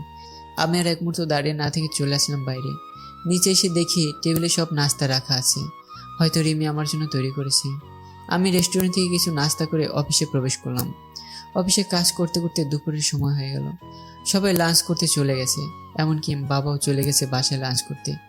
আর আমি নিজের ডেস্কে বসে আছি। তখনই আমার ফোনটা বেজে উঠলো। আমি রিসিভ করলাম। একটা আননোন নাম্বার থেকে ফোন এসেছে। কোনো কাজ নেই তাই ফোন রিসিভ করলাম। হ্যালো, আসসালামু আলাইকুম। ফোনের ওপাশ থেকে ওয়ালাইকুম আসসালাম। কে বলছেন আপনি? আমি রিমি বলছি। আপনি দুপুরের লাঞ্চ করতে বাসায় আসছেন না? আসলে রিমি আমাকে এই প্রথমবার ফোন দিল তো, তাই নাম্বার আর তার কণ্ঠ চিনতে পারিনি। আর তার চেয়ে বেশি অবাক হলাম যে রিমি আমাকে ফোন করে লাঞ্চ করার জন্য বলছে। আমি বাইরে থেকে লাঞ্চ করে নিয়েছি, মিথ্যে বললাম। আর আমি লাঞ্চ করেছি কিনা তা কেউ না ভাবলে খুশি হতাম। এতদিন যখন কেউ খোঁজখবর রাখেনি, তাই এখনও খোঁজখবর না রাখলেও চলবে। আমি না খেয়ে মরবো না। তাই বলে আমি ফোন রেখে দিলাম আর ভাবতে থাকলাম, হঠাৎ করে রিমি এত চেঞ্জ হলো কিভাবে, বুঝলাম না। সকালে নাস্তা করেছি কিনা, দুপুরে লাঞ্চ করেছি কিনা সব জানতে চাইছে। এর কারণটা কি হতে পারে? হয়তো আমার উপর হালকা করুণা হচ্ছে, কিন্তু আমি কারো করুণার পাত্র হতে চাই না। এতদিন কিভাবে ছিলাম তা একবারও খোঁজ খবর নেয়নি, তাই এতদিন পর খোঁজ নেওয়ার কোনো দরকার নেই। তারপর আমি উঠে গিয়ে বাইরে লাঞ্চ করে নিলাম। তারপর আবার অফিসের কাজে মনোযোগ দিলাম।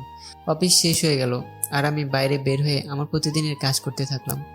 মানে কিভাবে সময় অপচয় করে রাত 12টায় সময় বাসায় যাওয়া যায়। রাত 9টা বাজে। আমি বন্ধুদের সাথে সিগারেট আনছি আর আড্ডা দিচ্ছি। সেই সময় আবারও আমার ফোনটা বেজে উঠলো। আমি ফোন হাতে নিয়ে দেখি রিমি ফোন দিয়েছে। আমি কেটে দিলাম। এভাবে বেশ কয়েকবার ফোন দেওয়ার পর আমি রিসিভ করলাম। হ্যালো, ফোন দিয়েছো কেন? আপনি বাসায় আসবেন না? দেরি আছে বাসায় যাওয়ার। না মানে আর কিছু বলতে না দিয়ে ফোনটা কেটে দিলাম। তারপর আবার আড্ডাতে মনোযোগ দিলাম। তারপর 11টার সময় বাসায় আসলাম। এসে কাপড় চেঞ্জ করে ফ্রেশ হতে চলে গেলাম। ফ্রেশ হয়ে এসে আমার রুমের বেলকনিতে দাঁড়িয়ে সিগারেট আনছি আর পুরনো কথা ভাবছি। আপনি সিগারেট কেন খাচ্ছেন? জানেন না এসব খাইলে শরীর খারাপ হয়? আমি চমকে উঠলাম। পিছনে তাকিয়ে দেখি রিমি কথাগুলো বলল। আমি সিগারেট খেয়ে বেঁচে আছি, তাই সিগারেটের বিষয়ে আর কোনো কথা না বলে খুশি হব। প্লিজ ওইটা ফেলে দিন। কাশি হচ্ছে আমার আর কষ্ট হচ্ছে, প্লিজ ফেলে দিন। দেখলাম রিমি এক হাত পেটে দিয়ে কাশতে লাগলো। আমার বুকের মধ্যে কেমন যেন অজানা ব্যথা অনুভব করলাম, কারণ রিমিকে যে আমি এখন অনেক ভালোবাসি আর তার মধ্যে গড়ে উঠছে আমার বাবুটা। তাই সিগারেটটা তাড়াহুড়ো করে ফেলে দিয়ে রিমির এক হাত ধরে বিছানার উপর বসালাম আর 1 গ্লাস পানি এগিয়ে দিলাম। এত রাতে না ঘুমিয়ে এখানে কি করছো? আর আমার চেহারা দেখো তো তোমার পাপ। তুমি আমার রুমে এসেছো, আমাকে দেখছো, কথা বলছো, তোমার পাপ হবে, তুমি চলে যাও। আর হাতটা রুমে গিয়ে ডেটল দিয়ে ভালো করে পরিষ্কার করে নেবে, কারণ আমি তো একটা অমানুষ। আর একজন নোংরা মানুষ কাউকে স্পর্শ করলে তা ভালোভাবে দিয়ে পরিষ্কার করে নেবে। রিমি আমার দিকে কেমন কান্না কান্না ভাবে তাকিয়ে আছে, মনে হয় এখনই কেঁদে দেবে। চোখে পানি জমা হচ্ছে। প্লিজ আমাকে ক্ষমা করে দেন। আপনার সাথে অনেক খারাপ ব্যবহার করেছি, অনেক অবহেলা করেছি, প্লিজ মাফ করে দাও। তুমি কেন মাপ চাইছো? তোমার তো কোনো দোষ নেই, সব দোষ তো আমার, কারণ আমি যে একটা জানোয়ার, রাস্তার কুকুর, অমানুষের বাচ্চা। আমি তো একটা কুত্তার বাচ্চা, আর সবচেয়ে বড় অন্যায় করেছি তোমার জীবনটা নষ্ট করে। তুমি আমাকে মাফ করে দাও তোমার সুন্দর জীবনটা নষ্ট করার জন্য। হয়তো তুমি আমার থেকে ভালো কাউকে আশা করেছিলে, কিন্তু তোমার জীবনে আমার মতো একটা অমানুষ আসবে এটা তুমি হয়তো আশাই করোনি। যা হবার হয়ে গেছে, তুমি এখন গিয়ে ঘুমিয়ে পড়ো। আর তোমার জীবন আগের মতো সুন্দর করে দেওয়ার দায়িত্ব আমার।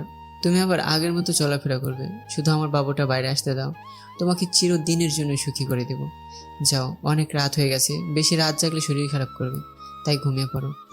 আমি রিমির দিকে তাকে দেখি রিমি কান্না করছি। হয়তো ওর আর কিছু বলার নেই, কারণ এই কথাগুলো রিমি একদিন আমাকে বলেছিল। তারপর আমি আর একটা সিগারেট ধরিয়ে বের করে নিতে চলে আসলাম, আর রিমি কান্না করতে করতে রুমে চলে গেল। পরের দিন আবার একই সময়ে বের হলাম অফিসের জন্য। লাঞ্চের সময় রিমি আবার ফোন দিয়ে বলল যে বাবার সাথে যেন আমি বাসায় আসি লাঞ্চ করতে, কিন্তু আমি আর যাইনি, কারণ আমাকে দেখলে মা আবার বিরক্ত হতে পারে, আর আমি চাই না আমার জন্য মা না খেয়ে থাকুক, তাই আমি আর যাইনি। কিছুক্ষণ পর রিমি আবার ফোন করলো। কি ব্যাপার, আপনাকে না বাবার সাথে বাসায় আসতে বললাম, আপনি কেন আসলেন না? আমি দুপুরে এখন খাই না, না খাওয়ার অভ্যাস হয়ে গেছে। আর এখন আবার খাওয়া শুরু করলে অভ্যাসে পরিণত হবে। তাই আমারটা বাদ দিয়ে তোমারটাই চিন্তা করো। তারপর আমি ফোন বন্ধ করে নিজের কাজ করতে থাকলাম। অফিস শেষে আবার আমার আরেকটা চাকরি করতে হবে, আর সেটা হলো সময় নষ্ট করে কিভাবে রাত 12টা পর্যন্ত বাইরে থাকা যায়। আজ আর ফোন অন করিনি। ঠিক 12টার সময় বাসায় পৌঁছালাম। রুমে ঢুকতেই দেখি রিমি হাজির। আপনার ফোন বন্ধ কেন? কতবার ফোন দিয়েছি জানেন আপনি? কেন এই অমানুষটাকে আবার ফোন দাও? দেওয়ার কারণ কি? রিমি চুপ করেই থাকলো। তোমাকে বলছি না বেশি রাত না জাগতে, নিষেধ করেছি না, তারপরেও কেন রাত জাগো? হ্যাঁ, রাত জাগলে আমার সন্তান, শুধু আমার সন্তানটার ক্ষতি হতে পারে। তাই বেশি রাত জাগবে না, যাও ঘুমিয়ে পড়ো। তাতে আবার আমার সন্তানটার ক্ষতি হতে পারে। রিমি আবার আমার দিকে কাঁদো কাঁদো মুখে তাকিয়েছে। চোখের কোণে পানি জমতে শুরু করেছে। রিমি চোখ মুছে বলল, না আসলে ডেলিভারির আর তো বেশি সময় নেই, আর 1 মাস সময় আছে। তাই বলছিলাম কি, এই 1 মাস আমার রুমে ঘুমাবেন। কেন তোমার রুমে কেন? আর তাছাড়া একটা জানোয়ারের বাচ্চা তোমার রুমে থাকলে তোমার সমস্যা হবে তো। না, কোনো সমস্যা হবে না, আরও ভালো হবে। বলা যায় না কখন ডেলিভারির পেইন উঠে যাবে, আর রাতে কখন কি লাগে যদি ঠিক মতো নিতে না পারি তাই, আর পরে যদি বাচ্চার কোনো প্রবলেম হয় তাই। এবার আমি কিছু বললাম না, কারণ সবার আগে আমার বাবুটা, তারপর অন্য কেউ। তাই রিমির সাথে রিমির রুমে চলে আসলাম। রিমি বিছানায় ঘুমালো আর আমি সোফায় ঘুমালাম। তারপর সকালে রিমির ঘুম থেকে ওঠার আগেই অফিসে চলে আসলাম। পরের দিন এভাবে সারাদিন কাজ করে রাতে রিমির রুমে সোফায় শুয়ে আসি। তখন রিমি বলল, আচ্ছা, আমাদের বাবু হলে বাবুর নাম কি রাখবেন? আমাদের বাবু মানে? শুধু আমার সন্তান, ও আর কারো না। আমার সন্তান আমার, যেটা ভালো লাগবে আমি সেই নামই রাখবো। তোমার এই বেশি মাথা না ঘামালেও চলবে। এখন ঘুমাও তুমি। রিমি এবার কান্না শুরু করে দিল। কিছুক্ষণ কান্না করতে করতে ঘুমিয়ে পড়ে। এভাবে কেটে যায় 1 মাস। এই 1 মাসে রিমি অনেক চেঞ্জ হয়ে গেছে। আমার উপর অধিকার খাটানো শুরু করেছে। কিন্তু আমি রিমিকে সেই সুযোগ দিতাম না। প্রতিদিন সকালে নাস্তা করার জন্য ডাক দিত, কিন্তু আমি কোনো কিছু না বলে চুপ করে চলে আসতাম। এতে রিমি অনেক কষ্ট পেত। তারপরে দুপুরে লাঞ্চ টাইমে প্রতিদিন আমাকে ফোন দেবে। আমি ফোন বন্ধ করে রাখতাম, আর না হয় ফোন রিসিভ করতাম না। একদিন অফিসে কাজ করছি, তখনই বাবা আমার কাছে দৌড়ে আসলো আর বলল যে রিমিকে নাকি হাসপাতালে নিয়ে যাওয়া হয়েছে, ডেলিভারি পেন উঠেছে। তাই আমি আর বাবা তাড়াতাড়ি হাসপাতালে চলে আসলাম। রিমিকে ডাক্তার ওটিতে নিয়ে গেছে, আর মা বাইরে বসে আছে। কিছুক্ষণ পর ডাক্তার বেরিয়ে আসলো আর বলল আমার ছেলে হয়েছে আর রিমিও ভালো আছে। আমার ছেলের কথা শুনে আজ আমি সবচেয়ে বেশি খুশি। আসলে বাবা হওয়া যে কি একটা আনন্দের, আর কেমন জানি একটু অন্যরকম অনুভূতি কাজ করে মনের মধ্যে। খুশিতে আমার দুচোখ দিয়ে পানি বের হয়ে গেল। ডাক্তার সাহেব, আমি কি আমার ছেলের সাথে দেখা করতে পারি? হ্যাঁ, অবশ্যই দেখা করতে পারেন, কিন্তু সবাই প্রথমে নিজের বউয়ের কথাই জানতে চায়। আর আপনার নিজের ছেলে কেন একবারও জিজ্ঞাসা করলেন না আপনার স্ত্রী কেমন আছে? ডাক্তারের কথা শুনে আমি চুপ হয়ে গেলাম। আর পাশে থাকা মা বাবা সবাই কেমন অবাক দৃষ্টিতে তাকিয়ে আছে আমার দিকে। আমি মৃদু হেসে কেবিনে চলে গেলাম আর আমার সন্তানের কাছে গেলাম। নিজের ছেলেকে দেখে কেমন যেন নিজেকে খুব বাচ্চা লাগছে। পাশের বেডে রেমি শুয়ে আছে, সেদিকে আমার কোনো মাথা ব্যথাই নেই। আমার শুধু আমার ছেলেকে চাই। তারপর মা আর বাবা কেবিনে আসলো। মা রিমির পাশে গিয়ে বসলো, আর বাবা আমার কাছে এসে আমার ছেলের মাথায় হাত বুলিয়ে দিতে লাগলো। কিছুক্ষণ পর মা বাবা বাইরে চলে গেল। আমি এখন আমার ছেলের কাছে বসে আছি। কিছুক্ষণ পর রিমি বলল, আমার ছেলেকে আমার কাছে দাও, আমি তো এখনো ভালোভাবে দেখতে পারিনি। আমার এবার মাথায় প্রচন্ড রাগ উঠে গেল। কি বললে? তোমার ছেলে মানে? এটা শুধু আমার ছেলে, আমার। এর বাবাও আমি, মাও আমি। মনে থাকে যেন। আর কোনো অমানুষের বাচ্চা তোমার ছেলে হয় কিভাবে? তুমি একদম ওকে স্পর্শ করবে না, তোমার হাত নোংরা হয়ে যাবে তো। আমার ছেলেকে আমিই দেখে রাখবো। তাই বলে আমি রিমিকে আর কিছু বলতে না দিয়ে বাইরে চলে আসলাম। রিমি কিছু বলতে চাইছিল, কিন্তু আমি তার আগে চলে এসেছি। অবশ্য রিমি আমার কথাগুলো শুনে কান্না শুরু করে দিয়েছিল। কাঁদুক, তাতে আমার কি? এর থেকে 1000 গুণ কষ্ট আমি পেয়েছি। পুরো একটা বছর আমাকে কষ্ট তিলে তিলে শেষ করে দিয়েছে। তারপর বাইরে এসে সবকিছু ঠিকঠাক করে নিলাম। চট্টগ্রামের একটা টিকিট কাটলাম। তারপর আমার যা যা লাগে সবকিছু যাবতীয় জিনিস নিয়ে প্যাক করে নিলাম। আর 2টা চিঠি লিখলাম, একটা মায়ের জন্য আর একটা রিমির জন্য। আজ রাতে আমি সবকিছু ছেড়ে আমার ছেলেকে নিয়ে শহর ছেড়ে চলে যাব। তারপর আমি দুপুরের পরে আবার হাসপাতালে গেলাম। গিয়ে দেখি রিমির পাশে আমার ছেলেটা চুপটি করে শুয়ে আছে। এতে আমার রাগটা আরো বেশি হয়ে গেল। আমি তাড়াতাড়ি গিয়ে রিমির পাশ থেকে আমার ছেলেটাকে তুলে নিলাম। ওই, তোকে আমি মানা করেছি না আমার ছেলেকে স্পর্শ করতে, তাও তুই কেন ধরেছিস? তুই কি ভুলে গেছিস আগের বলা তোর কথা? তুই কি বলে গালাগালি দিছিস আমাকে আর আমার ছেলেকে? তারপরে তুই কিভাবে কি করলি নিস? হ্যাঁ, প্লিজ মেহেদি, আমাকে ক্ষমা করে দাও। আমি আমার ভুল বুঝতে পেরেছি। একটা মা হওয়া যে কত আনন্দের তা আমি জানতাম না। প্লিজ আমার ছেলের কাছ থেকে আমাকে দূরে সরিয়ে দিও না। তুমি যা বলবে আমি সব শুনবো, তবুও আমার ছেলেকে আমার কাছে ফিরিয়ে দাও। কেন সেদিন মনে ছিল না যেদিন আমার ছেলেকে আর আমাকে জানো রাস্তার কুকুর অমানুষ বলে গালাগালি দিয়েছিলি? তুই তো আমাকে গালাগালি দিস, আমি কিছু মনে করিনি, কারণ আমি তো একটু অন্যায় করেছি। কিন্তু আমার ছেলে তো একটা নাবালক, কিন্তু তার বয়স তো মাত্র পেটের ভিতর 2 মাস, তার জন্মই হয়নি। তুই তখন তাকে গালাগালি দিয়েছিস। কোনো মা তার নবজাতক ছেলেকে এভাবে গালাগালি দিতে পারে না, তাই এর প্রতি তোর কোনো অধিকার নেই, মনে থাকে যেন। তাই বলে আমি ছেলেকে নিয়ে বাইরে একটা চেয়ারে বসে পড়লাম, আর এদিকে রিমি অঝোর ধারায় কান্না করতে থাকলো। তারপর বিকাল হতেই দেখি মা বাবা চলে আসলো হাসপাতালে। আমাকে ছেলে নিয়ে এভাবে বাইরে বসে থাকতে দেখে বাবা আমার কাছে আসলো। কিরে, কি হয়েছে? আমার দাদু ভাইকে নিয়ে বাইরে বসে আছিস কেন? ভিতরে যা বস। বাবা, আমাকে ক্ষমা করবেন, আমার ছেলেকে আমি দেখতে পারবো। মা বা রিমি আমার ছেলের উপর কোনো অধিকার না দেখালে আমি খুশি হব। দেখ বাবা, এতদিন যা হয়েছে সব ভুলে যা, আবার নতুন করে শুরু কর তোরা। তাছাড়া এখন তোরা 2 জন না, 3 জন। বাবা, তুমি কি ভুলে যেতে বলছো? আমার জীবনে সবচেয়ে খারাপ কষ্ট করে একটা বছর ভুলে যাব? কোনোদিন সম্ভব না বাবা। এতদিন আমাকে যেমন অবহেলা করে এসেছে, তেমন আমি চাই না আমার ছেলেটা সবসময় আমার মতো অবহেলা নিয়ে বড় হোক। বাবা, তোমাকে আমার আর আমার ছেলেকে নিয়ে কোনো চিন্তা করতে হবে না, তুমি শুধু মায়ের দিকে খেয়াল রাখবে। তাই বলে আমি আমার ছেলেকে নার্সের কাছে দিয়ে বাইরে চলে আসলাম। তারপর সারাদিন বাইরে কাটিয়ে দিলাম। আমার চট্টগ্রামের বাস রাত 11:30। তারপর সোজা হাসপাতালে চলে গেলাম। গিয়ে দেখি রিমি ঘুমিয়ে আছে, আর তার হাতের পাশে আমার বাবুটা ঘুমিয়ে আছে। আমি বাবুটাকে কোলে নিয়ে তারপর সেখানে একটা চিঠি রেখে আমার ছেলেকে নিয়ে সোজা বাস স্ট্যান্ডে চলে আসলাম। আর আমার মার জন্য যেটা চিঠি সেটা কাল সকালে পেয়ে যাবে। তারপর আমি ব্যাগপত্র নিয়ে বাসে উঠে পড়লাম, আর মোবাইলের সিমটা খুলে ভেঙে বাইরে ফেলে দিলাম। আজ আমি সবাইকে ছেড়ে অনেক দূরে চলে যাচ্ছি। হয়তো কোনোদিন আর ফিরে আসা হবে না আমার প্রিয় যশোরে। খুব কষ্ট হবে মা বাবাকে ছেড়ে, কিন্তু কি করব, আমার মা আমার সাথে 1 বছর কথা বলেনি, শুধু অবহেলা পেয়েছি। আর রিমিকে তো আমি ভালোই বাসতাম। আমি চেয়েছিলাম সবকিছু ভুলে আবার নতুন করে রিমির সাথে সংসার শুরু করব, কিন্তু রিমি আমার নবজাতক বাচ্চাকে অবহেলা করলো। তার তো কোনো দোষ ছিল না। তাই আমি আর চাই না এই অবহেলা নিয়ে বেঁচে থাকতে, আর আমার ছেলেকে এই অবহেলা নিয়ে বেঁচে থাকতে। তাই অচেনা শহরে চলে আসলাম নতুন করে জীবন শুরু করতে। পরের দিন সকালে রিমি ঘুম থেকে উঠে দেখে তার ছেলে নেই, আর সেখানে একটা চিঠি রাখা আছে।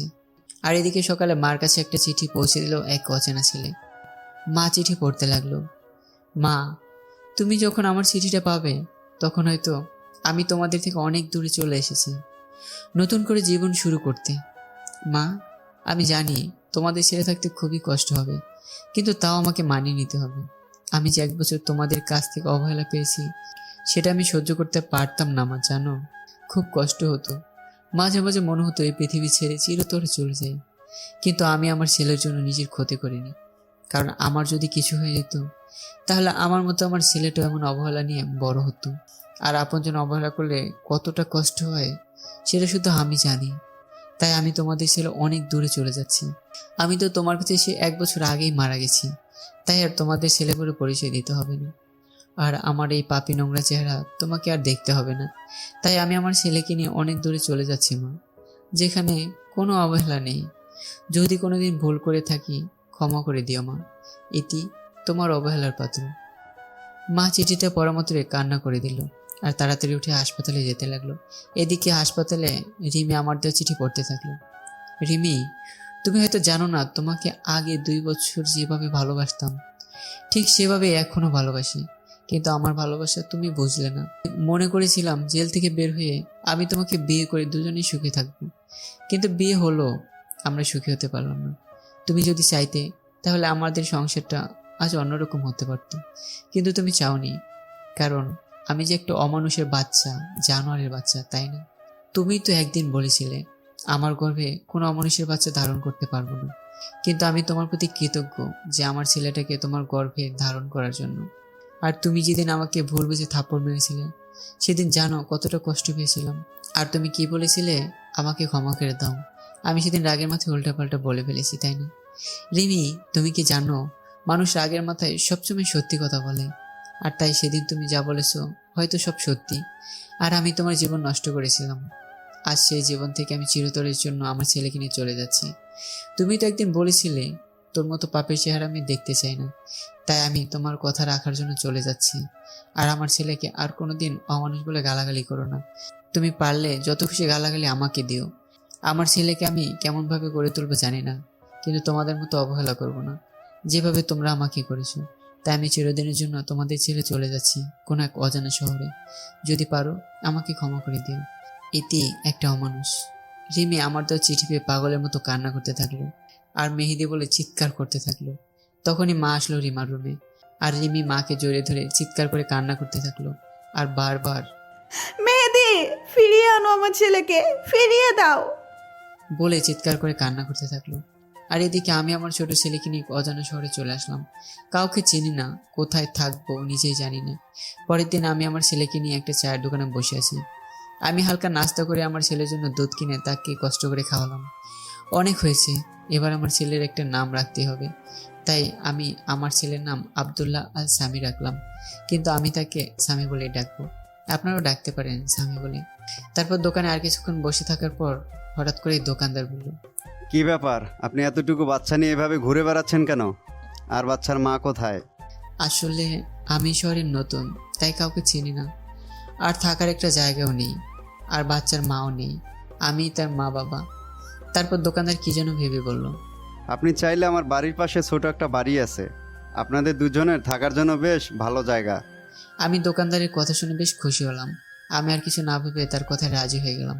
তারপর তিনি আমাকে বাসাটা দেখিয়ে দিয়ে চলে গেলেন, আর বললেন, আমার বাড়িটার পাশে, আমি আমার মেয়েকে বলে যাচ্ছি আপনার যা যা লাগে সব কিছু যেন সে দেখে দেয়। আর কোনো সমস্যা হলে আমার মেয়েকে বলবেন। দোকানদার তাই বলে চলে গেল।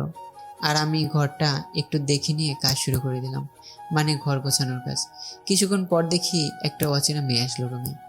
ও, আপনিই তাহলে তিনি যার কথা বাবা বলে গেল? তার মানে ইনি দোকানদারের মেয়ে হবে হয়তো। দেখতে মাশাআল্লাহ বেশ সুন্দর, তবে গরিব বলে বেশি সাধারণভাবে চলাফেরা করে, তাই সৌন্দর্যটা ফুটে উঠছে না। জি, আমি এই ঘর ভাড়া নিয়েছি। আসলে এখানে কাউকে চিনি না তো, তাই আপনাকে আসতে হলো। আপনি একটু দেখিয়ে দিলেই চলবে। আরে, আপনি কোনো চিন্তা করবেন না। আপনার যা যা দরকার বলবেন, আমি দেখিয়ে দেব। আর আমাকে আপনি করে না বলে নাম ধরে ডাকলে খুশি হব। আমার নাম তনিমা।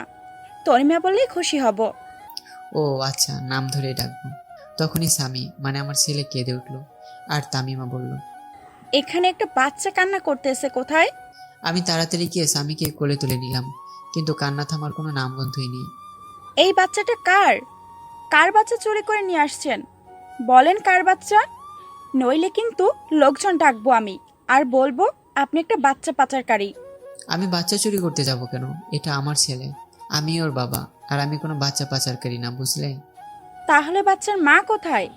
বাচ্চার মাকে তো দেখতে পাচ্ছি না। আমার ছেলের মা নেই, সে আমার ছেলেকে জন্ম দিতে গিয়ে মারা গেছে।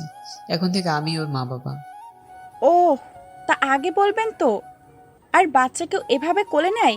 দেন, আমার কাছে দেন। তাই বলে তামিম আমার কাছ থেকে বাচ্চারা নিজের কাছে নিয়ে নিল, আর স্বামীর কান্না থেমে গেল।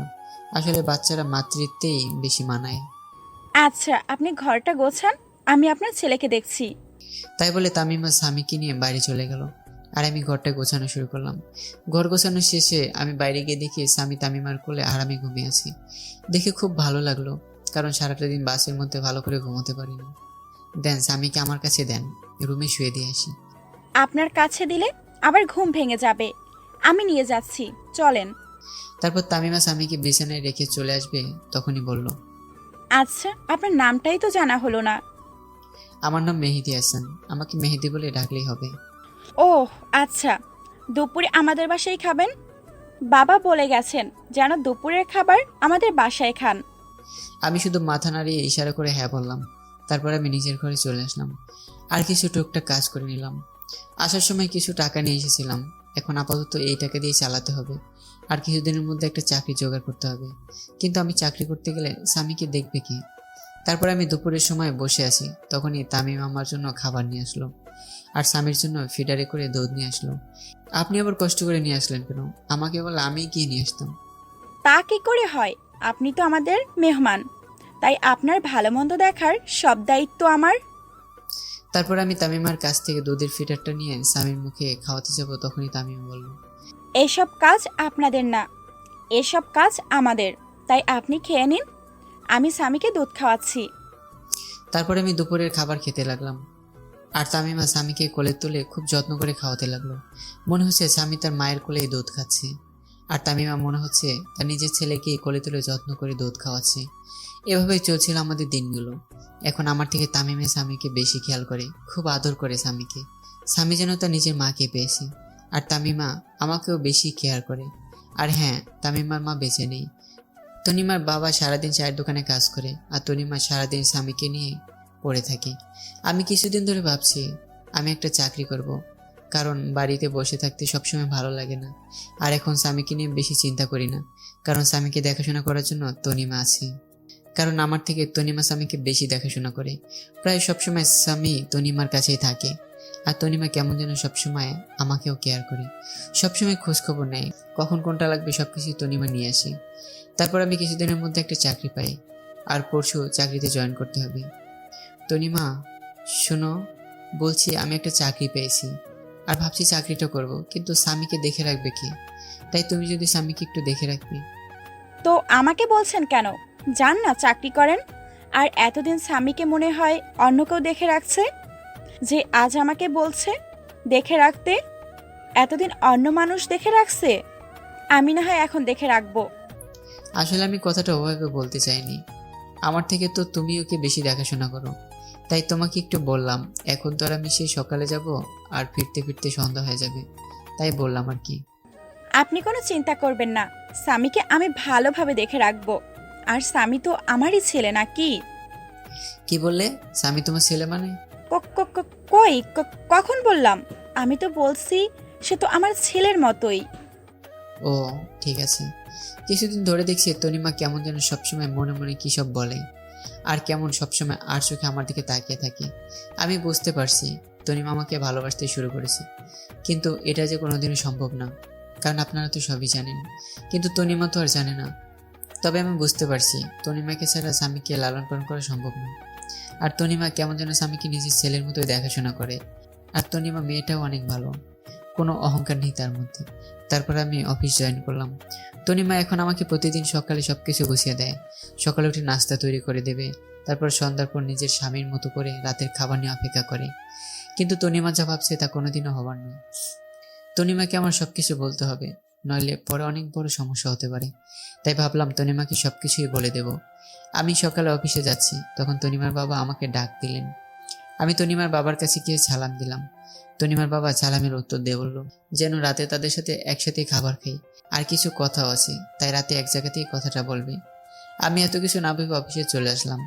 অফিস শেষে রাতে বাসায় ফিরলাম। ফ্রেশ হয়ে তনিমার বাবার সাথে একসাথে খেতে বসলাম। তখন তনিমার বাবা বলল, দেখো মেহেদি, বাবা তুমি যেদিন থেকে এখানে এসেছো তুমি দেখেছো আমার মেয়েটা কেমন।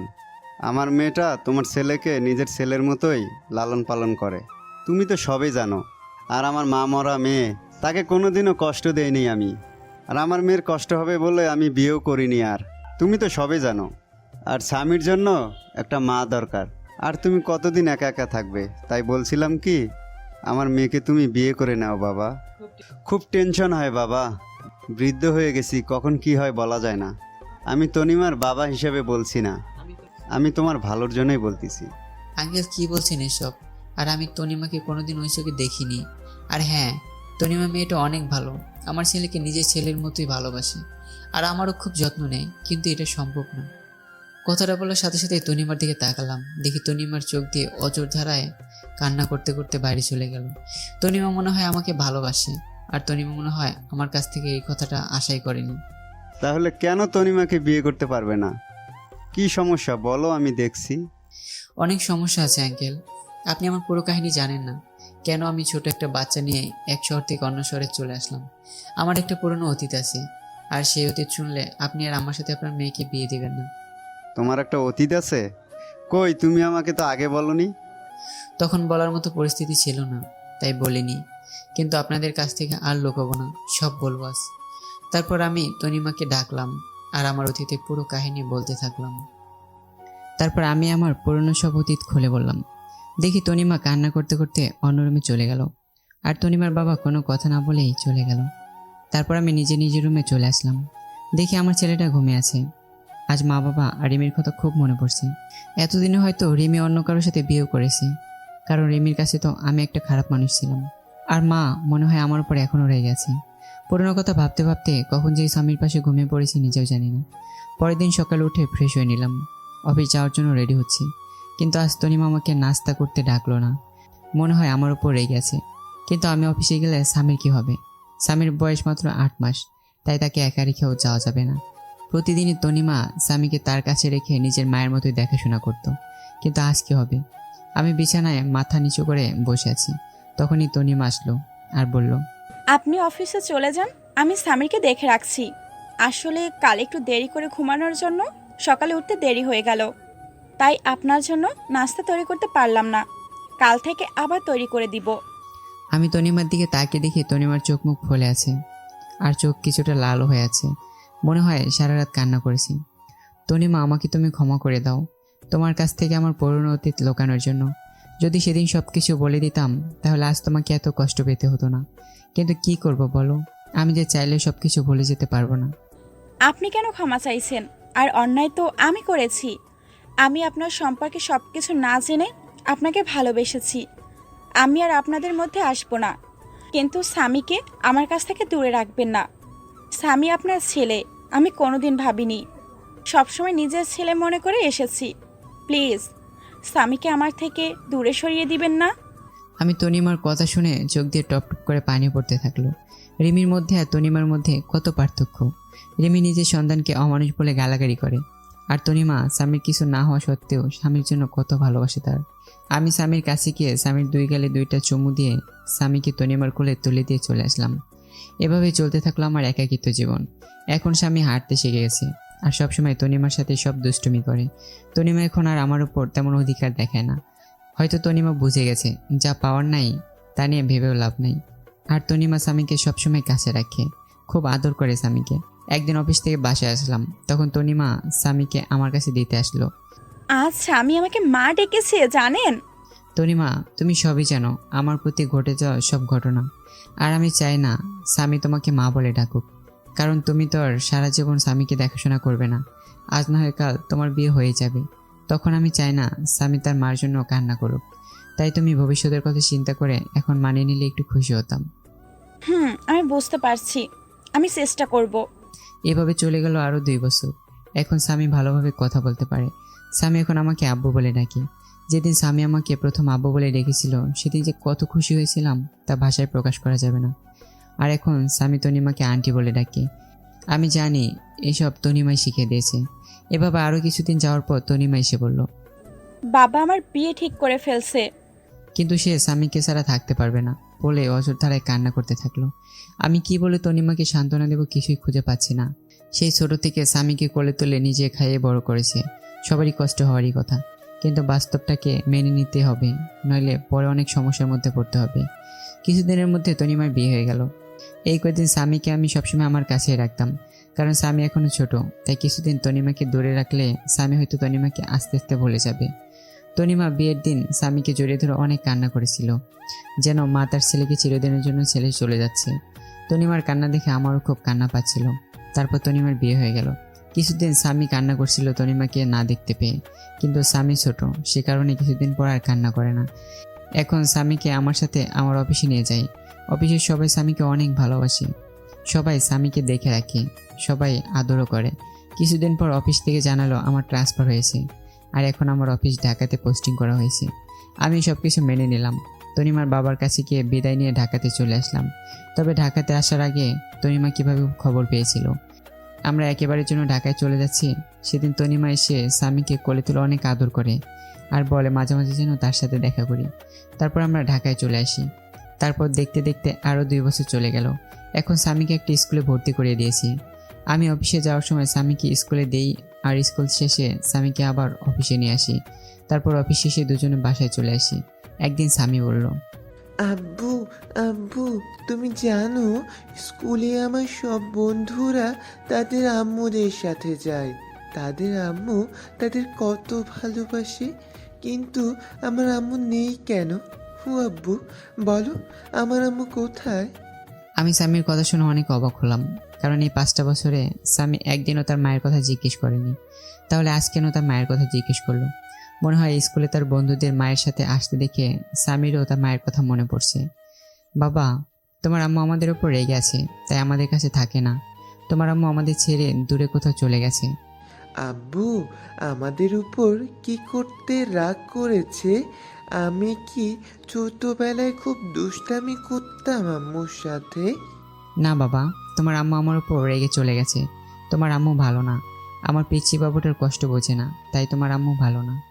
আব্বু, তুমি কি বলেছিলে যে আম্মু রাগ করে চলে গেছে? আমার একটা রাজকুমারীর খুব দরকার ছিল, কিন্তু তোমার আম্মু আমাকে দিতে রাজি ছিল না, তাই তোমার আম্মু রাগ করে চলে গেছে।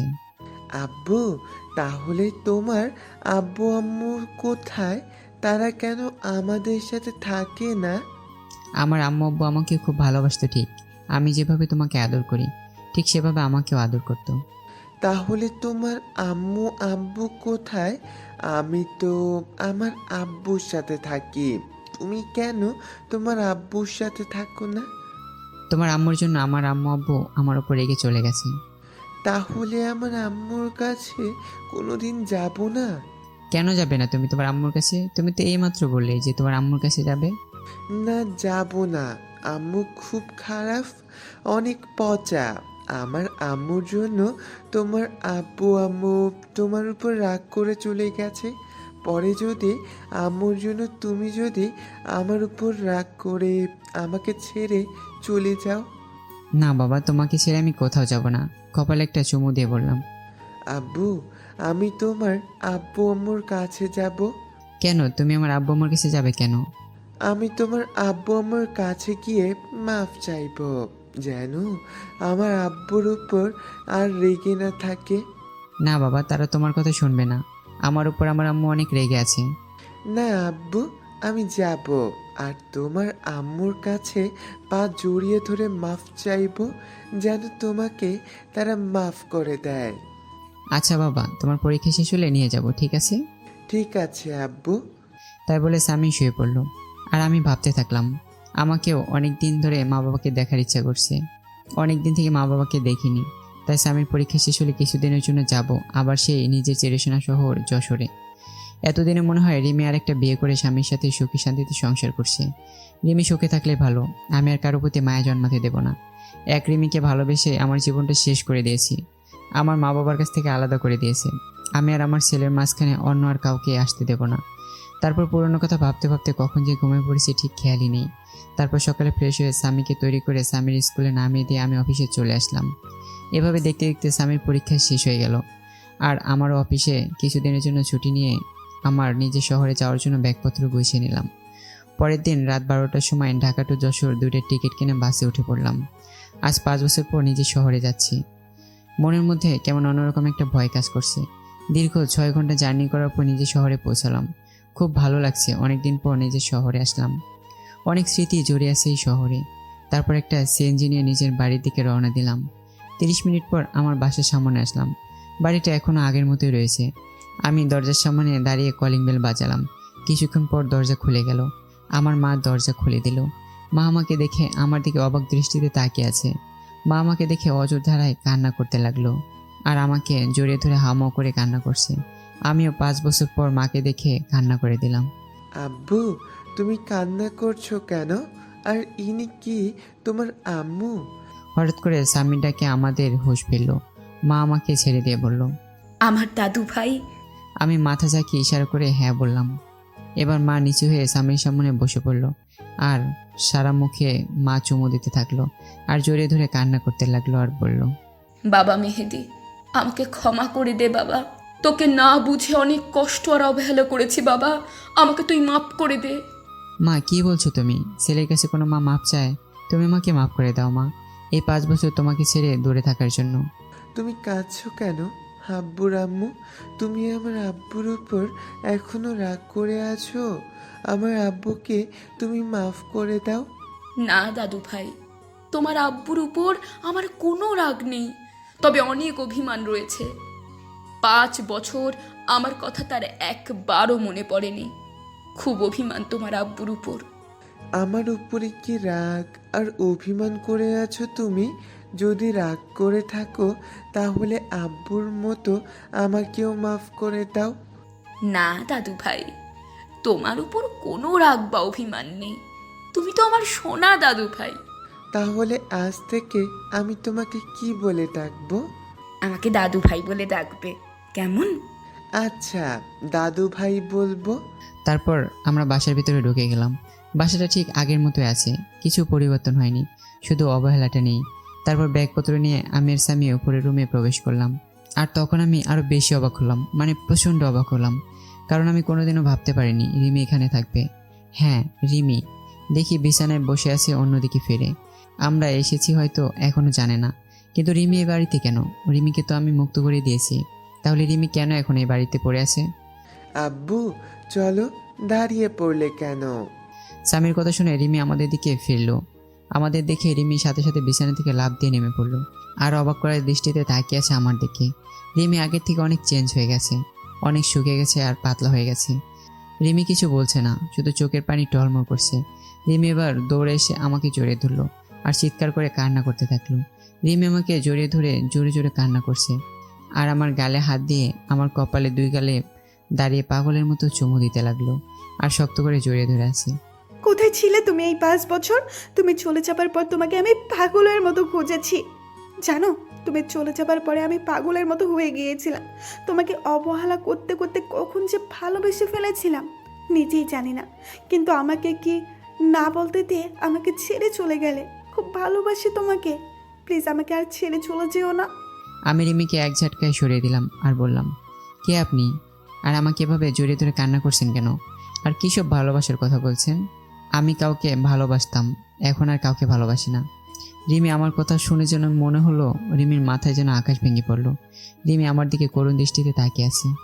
প্লিজ মেহেদি, আমাকে মাফ করে দাও। আমি তোমাকে ছাড়া বাঁচতে পারবো না। আমাকে আর কষ্ট দিও না। তোমার দেওয়া কষ্ট আমি আর সহ্য করতে পারছি না। প্রতিদিন রাতে তোমার কথা ভেবে অনেক কান্না করতাম। তুমি আসবে বলে প্রতিদিন তোমার পথে চেয়ে থাকতাম। তুমি আসবে আর আমাকে তোমার বুকে ঝুলিয়ে ধরে রাখবে। প্লিজ আমাকে মাফ করে দাও। আমি আর কষ্ট সহ্য করতে পারছি না। হাসালে তুমি আমাকে ভালোবাসো, তাই না? কোথায় ছিল তোমার এই ভালোবাসা যেদিন তোমাকে একবার দেখার জন্য টানা 2 বছর তোমার পিছনে পড়েছিলাম? কোথায় ছিল তোমার ভালোবাসা যেদিন আমি ভালোবাসার নামে শুধু অবহেলায় পেয়েছি? তোমার কাছে প্রতিদিন মাপ চাইতাম আমার একটা মাত্র অন্যায়ের জন্য। আমি তো ইচ্ছে করে এইসব করিনি, তুমি আমাকে রাগিয়ে তুলেছিলে, তাই আমি এসব করেছি। আবার তোমাকে আমি বিয়েও করেছি, কিন্তু আমি কি পেয়েছি? শুধু কিছু সুন্দর সুন্দর গালাগালি আর মায়ের অবহেলা। তুমি কি জানো আপনজনের অবহেলা কত কষ্টকর, কতটা অসহ্য, যা আমাকে ভিতর থেকে একদম শেষ করে দিয়েছে। তাই আমি আর কখনো কারো অবহেলা সহ্য করতে পারবো না। আর কারো প্রতি আমার কোনো টানও নেই বা ভালোবাসাও নেই। এখন শুধু আমি আমার ছেলেকে নিয়ে বাঁচতে চাই। আমার পুরো পৃথিবী জুড়ে এখন আমার ছেলে রয়েছে। আমি আর কাউকে আমার পৃথিবীতে প্রবেশ করতে দেব না। রিমি এবার নিচে তাকিয়ে দেখে স্বামী দাঁড়িয়ে আছে। রিমি স্বামীকে দেখে আরও জোরে জোরে কান্না করে দিল, আর রিমি হাঁটু বাস করে স্বামীর সামনে গিয়ে বসে পড়লো আর জড়িয়ে ধরলো স্বামীকে। স্বামীকে জড়িয়ে ধরে কান্না করতে থাকলো আর 2 গালে চুমু খেলো। রিমির এমন ঢঙের ভালোবাসা দেখে আমার রাগটা চরমে উঠে গেল। রিমির সেসব বলা কথা হঠাৎ করে মনে পড়ে গেল। আমি রিমির কাছ থেকে স্বামীকে সরিয়ে নিয়ে স্বামীকে কোলে তুলে নিলাম। কি করছেন আপনি? আমার ছেলেকে এভাবে জড়িয়ে ধরছেন কেন? আর একে এভাবে চুমু দিচ্ছেন কেন? কোনো অধিকার নেই আমার ছেলের উপর। কেন? আমার ছেলেকে আমি জড়িয়ে ধরবো, তাতে অধিকারের কি আছে এখানে? তোমার ছেলে, তাই না? কেউ একজন বলেছিল কোনো অমনুষ্যের বাচ্চা আমার বাচ্চা হতে পারে না, তাই তাকে নষ্ট করে দিতে চেয়েছিল। আর আমার ছেলে তো একটা অমানুষ। আর আমাদের মতো অমানুষকে আপনি নিজের ছেলে বলে দাবি করছেন? শুনে রাখুন, স্বামী শুধু আমার ছেলে, আর কারো নয়। কেউ যদি আমার ছেলেকে আমার কাছ থেকে নিতে আসে, তাহলে আমার থেকে বেশি খারাপ আর কেউ হবে না। এ বলে আমি ব্যাগপত্র আর স্বামীকে নিয়ে আমি আগে যে রুমে থাকতাম সেই রুমে চলে আসলাম। রুমটা ঠিক আগের মতোই আছে, মনে হয় প্রতিদিন কেউ রুমটা নিজের মতো করে গুছিয়ে রাখতো।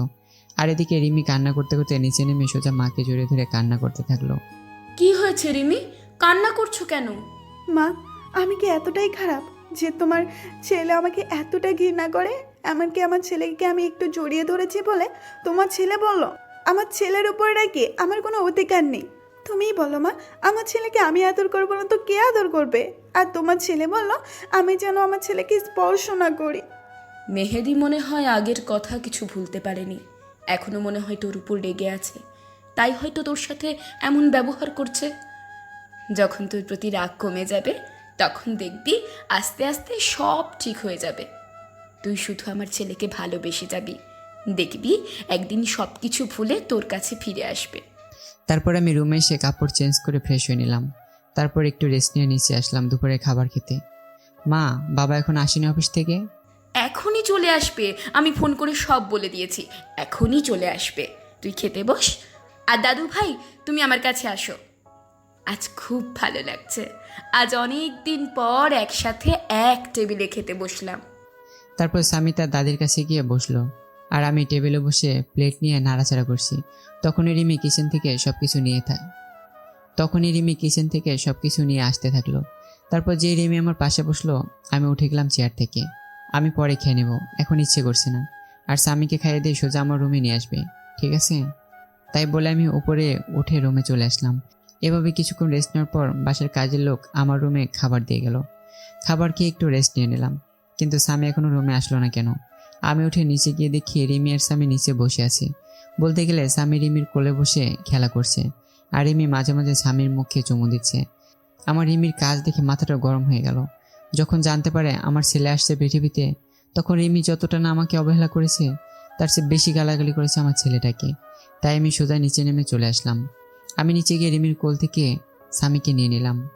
আপনাকে বলছি না আমার ছেলের উপর কোনো অধিকার দেখাতে আসবেন না, তারপরও কেন আমার ছেলের কাছে আসার চেষ্টা করেন? আর আমি চাই না কোনো জানোয়ারের বাচ্চা আপনার কাছে আসুক। তাই বলে আমি ওখান থেকে স্বামীকে নিয়ে চলে আসলাম। সিঁড়ি বেয়ে উঠতে যাব, তখনই দেখি মা পিছনে দাঁড়িয়ে আছে। এতক্ষণ সবকিছু শুনছিল। মায়ের মুখটা কেমন মলিন হয়ে গেল, আর এদিকে রিমি অচুর দ্বারায় কান্না করতে লাগলো। রুমে এসে একটু রেস্ট নেওয়ার পর কেউ আমার নাম ধরে চিল্লাতে চিল্লাতে উপরে উঠে আসলো। আমি বাইরে আসতে দেখি বাবা আমার নাম ধরে চিল্লাচ্ছে।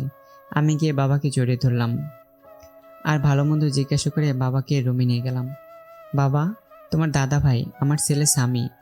বাবা স্বামীকে দেখে কোলে তুলে নিয়ে আদর করতে লাগলো। তারপর বাবার সাথে কিছুক্ষণ কথা বলে বাবা চলে গেল। তারপর আমি আর স্বামী একটু ঘুমিয়ে বিকেলে উঠে বাইরে হাঁটতে বের হলাম। অনেকদিন পর এই এলাকাতে আসলাম, কিছু চেনা পরিচিত মানুষের সাথে কথা বলে রাতে বাসায় আসলাম। আমি আর স্বামী রুমে বসে আছি, তখন রিমি রুমে আসলো। চলেন, রাতের খাবার খেয়ে নেবেন, সবাই নিচে অপেক্ষা করছে। আমি খাবো না, আর আমার খাওয়া নিয়ে তোমাকে চিন্তা করতে মানা করছি না? আর এর আগে 1 বছর যখন আমার খাওয়ার কথা নিয়ে ভাবনি, এখনও না ভাবলেও চলবে। আমি আগে যেরকমভাবে বাইরে খেতাম এখনও ওভাবেই খাবো। আপনি শুধু মাকে বলেন স্বামীর খাবারটা যেন ওপরে দিয়ে যায়। রিমি আর কিছু না বলে কান্না করতে করতে চলে গেল। কাঁদুক, তাতে আমার কি? আমি অনেক কান্না করেছি, কেউ দেখেনি আমার কান্না। কিছুক্ষণ পর মা রুমে আসলো। বাবা মেহেদি, তুই কি এখনো আমাদের উপর রাগ করে আছিস বাবা? যদি এখনো রাগ করে থাকিস তাহলে মাপ করে দে বাবা, আমরা সবাই নিজেদের ভুল বুঝতে পেরেছি। চল বাবা, একসাথে খেয়ে নি। না মা, আমার কিছু খেতে ইচ্ছে করছে না, আর তাছাড়া আমার বাইরের খাবার খেয়ে অভ্যাস হয়ে গেছে, তাই বাসার খাবার না খেলেও চলবে। তুমি স্বামীকে নিয়ে খাইয়ে দাও, আমি রুমে বসে আছি। মা আর কোনো কথা না বলে স্বামীকে নিয়ে চলে গেল। যাওয়ার সময় দেখলাম মার চোখে হালকা পানি টলমল করছে। খুব কষ্ট হলো মায়ের চোখে পানি দেখে। মা তো কোনো দোষ করেনি, রিমির জন্যই তো মা আমাকে অবহেলা করতো। না, মাকে আর কষ্ট দেব না। তারপর কিছুক্ষণ পর দেখি রিমি স্বামীকে দিয়ে গেল, আর আমি স্বামীকে বিছানায় বসিয়ে রুমের দরজা বন্ধ করে দিলাম। রিমির চোখে পানি দেখলাম, কাঁদলে কাঁদুক, তাতে আমার কিছু করার নেই। বিছানায় শুয়ে আছি, ভাবছি রিমি আমাকে আগে 2 চোখে দেখতে পারতো না, আর এখন কেমন দৃষ্টিতে তাকিয়ে থাকে। রিমির চোখে এখন আমার জন্য অন্য কিছু দেখি। হয়তো আমার অনুপস্থিতিতে আমাকে ভালোবেসে ফেলেছে, কিন্তু রিমির উপর যে এখন আমার কোনো রকম ফিলিংস কাজ করে না। 5 বছর আগের কথা মনে পড়লে ভীষণ রাগ আর কষ্ট হয় খুব। পুরোনো কথা ভাবতে ভাবতে কখন যে ঘুমিয়ে গেছি নিজে জানি না। পরের দিন সকালে ঘুম থেকে উঠে দেখি স্বামী বিছানায় নেই। আমি তাড়াতাড়ি বিছানা থেকে উঠে চোখ মুছতে মুছতে নিচে এসে দেখি স্বামীকে সুন্দর পোশাক পরে নিজের কোলে তুলে খুব সুন্দর করে নিজের ভাতে খাইয়ে দিচ্ছে, আর তারা কথা বলছে। বাবা, তোমার এতদিন মায়ের কথা মনে পড়েনি? খুব মনে পড়তো আম্মু। আমার স্কুলের সব বন্ধুদের তাদের মা স্কুলে নিয়ে যেত, আবার নিয়ে আসতো। খুব মন খারাপ হতো তখন, কিন্তু আব্বুকে যেই মায়ের কথা বললাম, তখন আব্বু বলতো আমার নাকি কোনো মা নেই, আমার মা নাকি খুব পচা, আমাকে আর আব্বুকে অনেক গালাগালি করতো আর অবহেলা করতো। কিন্তু আম্মু, তুমি তো অনেক ভালো আম্মু। তাহলে আব্বু ওরকম কথা কেন বলতো যে তুমি অনেক খারাপ, পচা? স্বামীর কথা শুনে রিমির মুখটা মুহূর্তের মধ্যে ফ্যাকাশ হয়ে গেল, কারণ সে নিজেও তো তার ছেলে আর মেহেদিকে অনেক গালাগালি করতো, অনেক খারাপ ভাষায় কথা বলতো। ভাবতেই চোখ দিয়ে দুফোঁটা জল বের হলো। আমি আর দাঁড়িয়ে না থেকে রিমির সামনে চলে গেলাম। এই যে মিস ভদ্রমহিলা, আপনার লজ্জা করে না পরের ছেলেকে আদর করতে? আর আমাদের মতো পাপী নোংরা মানুষকে স্পর্শ করলে আপনার আবার সমস্যা হবে। আর স্বামী, তোমাকে না বলছি আমাকে না বলে কোথাও যাবে না, তাহলে কেন এখানে আসছো? আর আমি বলেছি না তোমার আম্মু নেই, তাহলে কেন এই মহিলাকে আম্মু বলছো? আর যেন কোনোদিন তোমাকে আম্মু বলতে না দেখি, মনে থাকবে তো? আর আমি তোমার আব্বু আম্মু, মনে থাকবে? আব্বু, কিন্তু এই আম্মুটা বলেছে আমি নাকি তোমার আম্মু, তাই আমি আম্মু বলে ডেকেছি। আর এই আম্মু আমায় অনেক ভালোবাসে আর আদর করে, তাই আমি আম্মু বলে ডাকি। চুপ, একদম চুপ। আর একবার আম্মু বললে তোমাকে একটা থাপ্পড় মারবো। স্বামী আমার ঝাড়ি শুনে ভয় পেয়ে গেল আর কান্না করতে লাগলো। প্লিজ স্বামীকে বকবেন না, ওর কোনো দোষ নেই। আমি ওকে জোর করে নিয়ে আসছি। আর ওকে কেন পাপি নোংরা বলছেন? ও তো একটা ছোট বাচ্চা। এই কথাটা আজ থেকে 5 বছর আগে আমার ছেলেকে বলেছিল। তখনও সে একদম বাচ্চা ছিল, একদম নিষ্পাপ ছিল, এতটাই নিষ্পাপ ছিল যে তার তখন জন্মও হয়নি। তখন থেকে যে অন্যায়ভাবে প্রতিনিয়ত অমানুষ পাপী জানোয়ারের বলে স্বীকৃতি পেয়েছে। আমার কথা শুনে রিমি এবার মাথাটা নিচু করে জোরে জোরে কান্না করতে করতে ফ্লোরে বসে পড়লো আর কান্না করতেই থাকলো। আমি স্বামীকে নিয়ে চলে আসলাম উপরে। স্বামী কান্না করতে করতে আমার কাঁধের উপর ঘুমিয়ে পড়েছে। আমি স্বামীকে বিছানায় রেখে ফ্রেশ হতে চলে গেলাম। ফ্রেশ হয়ে গুছিয়ে নিলাম একটু বাবার অফিসে যাব। আজ অনেকদিন পর একটু অফিসে যাব, কিন্তু স্বামী ঘুমিয়ে পড়েছে। ওকে রেখে যাব নাকি সাথে নিয়ে যাব, এই নিয়ে চিন্তায় পড়ে গেলাম। তারপর স্বামীকে রেখে যাওয়ার সিদ্ধান্ত নিলাম। তারপর রুম থেকে বেরিয়ে মায়ের কাছে চলে গেলাম। মা, আমি একটু অফিসে যাচ্ছি। স্বামী ঘুমিয়ে আছে, স্বামী জেগে গেলে তোমার কাছে রাখবে। আর হ্যাঁ, কেউ যেন তাকে স্পর্শ না করে, তাহলে আমার থেকে খারাপ কেউ হবে না। বাবা মেহেদি, তুই এখনো পুরানো কথা ভুলতে পারিসনি। বাবা, আগের সব কথা ভুলে গিয়ে নতুন করে শুরু করা যায় না? মা, আমি চাইলেও কিছু বলতে পারবো না। যার জন্য আমার জীবন থেকে 5 বছর কষ্ট আর অবহেলা কেটেছে, 5 বছর আমার মা বাবার সাথে সম্পর্ক বিচ্ছিন্ন করেছে একটা নিষ্পাপ শিশু, তার জন্য 5 বছর মায়ের আদর থেকে বঞ্চিত হয়েছে। কিভাবে সব কিছু ভুলে যাব বলো মা? আমি এখানে আসতে চাইতাম না, শুধু স্বামী তোমাদের দেখবে বলে আসছি এখানে। আর যদি তোমরা মনে করো আমি এসে তোমাদের আবার বিরক্ত করছি, তাহলে একবার বলো, আমি এখনই চলে যাব, আবার চিরদিনের জন্য। না বাবা, যাস না। তুই যেভাবে থাকিস আমরা আর কিছু বলবো না, কিন্তু আমাদের ছেড়ে যাস না। আর কত কষ্ট দিবি এই মাটাকে? আমি কোনো কথা না বলে চলে আসলাম ওখান থেকে। তারপর সোজা অফিসে চলে আসলাম। অফিসে সবার সাথে বেশ আড্ডা দিলাম। যারা নতুন স্টাফ তাদের সাথে পরিচিত হয়ে নিলাম। তারপর দুপুরে বসে আছি, লাঞ্চ করার সময় হয়ে গেছে।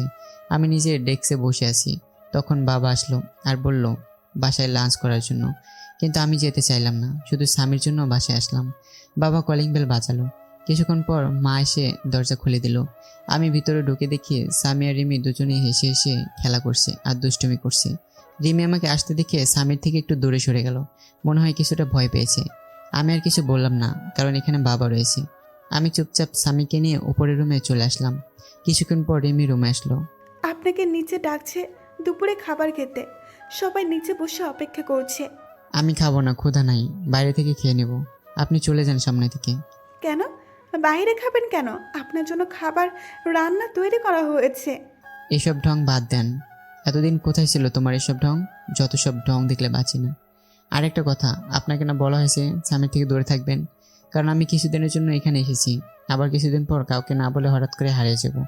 তাই স্বামীর সাথে বেশি কথা বলবেন না, পরে সমস্যা হবে। তখন বারবার আপনার কাছে যাইতে চাইবে, আর সেটা কোনোদিনও সম্ভব না। আর বিকেলে আমি উকিলের কাছে যাব, কারণ 5 বছর আগে যে কাজটা করতে চেয়েছিলাম সেটা এখন করব। মানে আপনাকে ডিভোর্স দিয়ে চিরদিনের জন্য মুক্তি করে দেব। রিমি এবার দৌড়ে এসে আমার পা জড়িয়ে ধরলো আর বলল, প্লিজ মেহেদি, একবার আমাকে ক্ষমা করে দাও। আর কষ্ট দিও না, অনেক কষ্ট সহ্য করেছি, আর পারছি না। তুমি যদি চলে যাও তাহলে যাবার আগে আমাকে খুন করে যাও, কারণ তোমাকে আর আমার ছেলেকে ছাড়া আমি বাঁচতে পারবো না। তুমি চলে যাবার আগে আমাকে তোমার হাত দিয়ে খুন করে চলে যাবে, তাহলে আমাকে আর কোনোদিন কষ্ট পেতে হবে না। রিমির কান্না দেখে আমার খুব খারাপ লাগলো, খুব কষ্ট হতে লাগলো। কারণ রিমিকে তো আমি পাগলের মতো ভালোবাসতাম, এখনও বাসি। কিন্তু আমার রাগ আর অভিমানের কাছে আমার ইগোটা বারে বারে হার মেনে যাচ্ছে।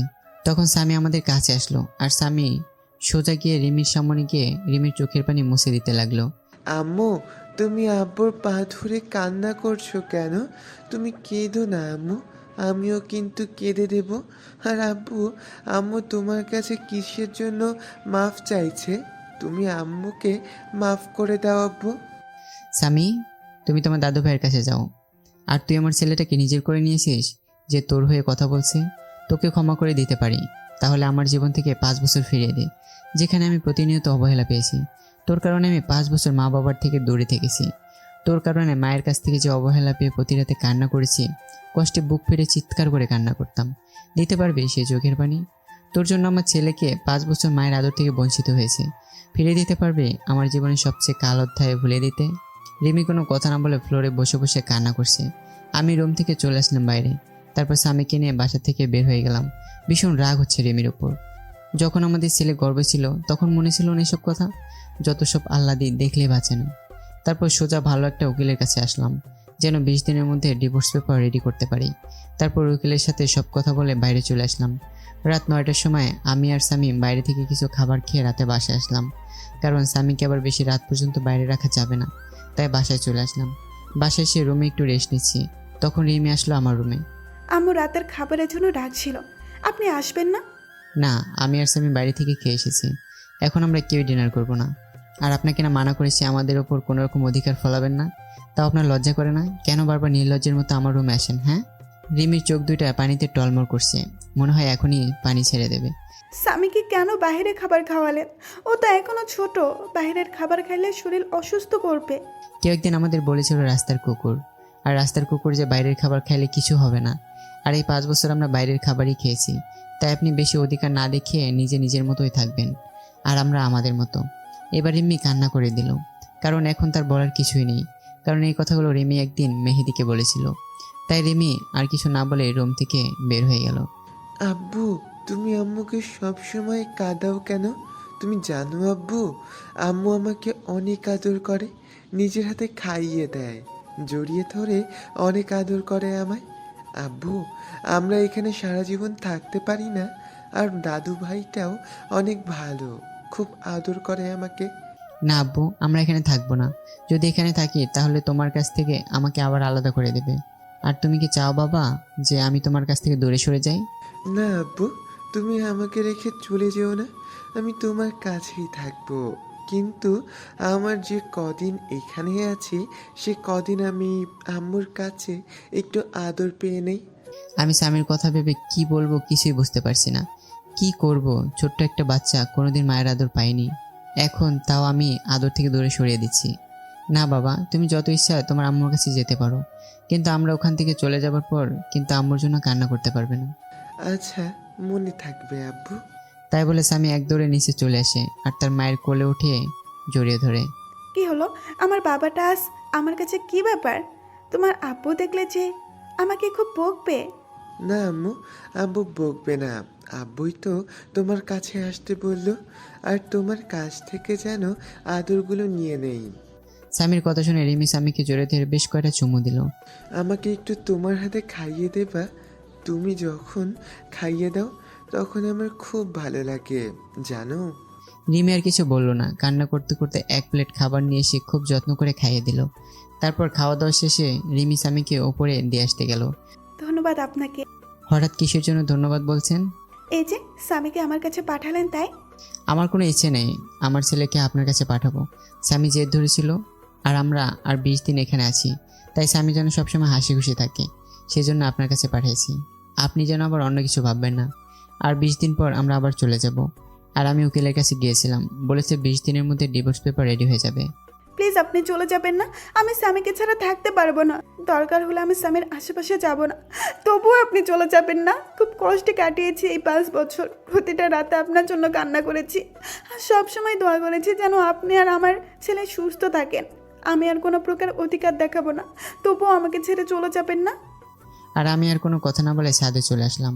এসে রিমির বলা কথাগুলো ভাবছি আর সিগারেট টানছি। তারপর রুমে এসে দেখি স্বামী ঘুমিয়ে পড়েছে। রিমি স্বামীর পাশে শুয়ে মাথায় হাত বুলিয়ে দিচ্ছে। আমি রুমে আসার পরে রিমি বিছানা থেকে দাঁড়িয়ে গেল। এখন যাও, অনেক রাত হয়ে গেছে, ঘুমিয়ে পড়ো। কিছুটা করুণ সুরে তাকালো আমার দিকে। আমি কি আর স্বামীর পাশে ঘুমাতে পারি? প্লিজ মানা করবেন না। আপনি তো আমাকে ছেড়ে চলে যাবেন, শুধু এই কয়টা দিন আমাকে থাকতে দিন স্বামীর পাশে। আর তারপরে হয়তো আর কোনো দিন থাকা হবে না, যেখানে নিজের ছেলেকে আদর করতে পারমিশন নিতে হয়। আর যাই হোক, সে জীবন রেখে আর লাভ নেই। কি বলছেন? আমি তো একটা জানোয়ার, আর জানোয়ারের সাথে রাতে থাকতে পারবেন? যদি আপনার দুর্বলতার সুযোগ নেই। আর আপনি তো একদিন বলেছিলেন আমাকে। প্লিজ পুরোনো কথা আর বলবেন না। খুব কষ্ট হয় পুরোনো কথা মনে পড়লে, যা আমার মনটাকে দিলে দিলে শেষ করে দিয়েছে। আপনার কোনো সমস্যা না হলে থাকতে পারেন। রিমি স্বামীর পাশে শুয়ে পড়লো, আর আমি সোফায় শুতে যাব তখনই। আপনি সোফায় শুতে যাচ্ছেন কেন? বিছানায় আসেন। বিছানায় ঘুমালে আবার আমাদের মতো অমানুষ নিজেকে কন্ট্রোল করতে পারবে না। আর তার থেকে আপনি বিছানায় ঘুমান, আমি সোফায় ঘুমাই। রিমি কিছু না বলে বিছানায় ঘুমিয়ে পড়লো। রিমির খুব কষ্ট হচ্ছে। এতদিন আমার জন্য অপেক্ষা করলো যে আমি তাকে ভালোবেসে আবার সুখী শান্তিতে সংসার করব। কিন্তু আমি তো আমার রাগ অভিমানের কাছেই হেরে আছি। আর এদিকে আমি শুয়ে শুয়ে ভাবছি, রিমি এখন আর আগের মতো নেই। রিমি অনেক চেঞ্জ হয়ে গেছে। সবসময় আমার পাশে থাকতে চায়, কিন্তু আমি আসতে দিই না। রিমি মনে হয় আমাকে ভালোবাসে, অনেক ভালোবাসে হয়তো। পরের দিন আমার একটু তাড়াতাড়ি ঘুম ভেঙে গেল। আমি বিছানার দিকে তাকিয়ে দেখি স্বামী রিমিকে জড়িয়ে ধরে ঘুমিয়ে আছে। রিমির চোখ দুটো ফুলে আছে, মনে হয় সারা রাত কান্না করেছে। চুলগুলো এলোমেলোভাবে রিমির মুখের উপর আছে। খুব মায়াবী লাগছে রিমিকে। আর স্বামী যেন মনে হয় সব থেকে বেশি খুশি, কারণ স্বামী তার মায়ের বুকে পরম যত্নে ঘুমিয়ে আছে। খুব ভালো লাগছে দেখে মা ছেলের ঘুমন্ত চেহারা। আমি বাথরুমে ঢুকলাম ফ্রেশ হতে। ফ্রেশ হয়ে এসে দেখি স্বামী আর রিমি দুজনেই দুষ্টুমি করছে। আমাকে দেখে রিমি চুপ হয়ে গেল। আমি বাইরে বের হয়ে আসলাম। বাইরে এসে হালকা নাস্তা করে বাসায় চলে আসলাম। বাসায় এসে দেখি রিমি, মা আর স্বামী তিনজনে বেশ আড্ডা দিচ্ছে। বাবা মেহেদি, সকালে নাস্তা না করে কোথায় গিয়েছিলি? বাইরে গিয়েছিলাম নাস্তা করতে, তাই দেরি হয়ে গেল। বাইরে কেন নাস্তা করবি? আমি তো তোর জন্য নাস্তা তৈরি করেছি। এই বাড়িতে আমার জন্য আবার নাস্তা তৈরি হলো কবে থেকে? এমন করে কেন বলছিস বাবা? মানুষ মাত্রই তো ভুল করে, তাই বলে তুই আমাদের ক্ষমা করে দিবি না?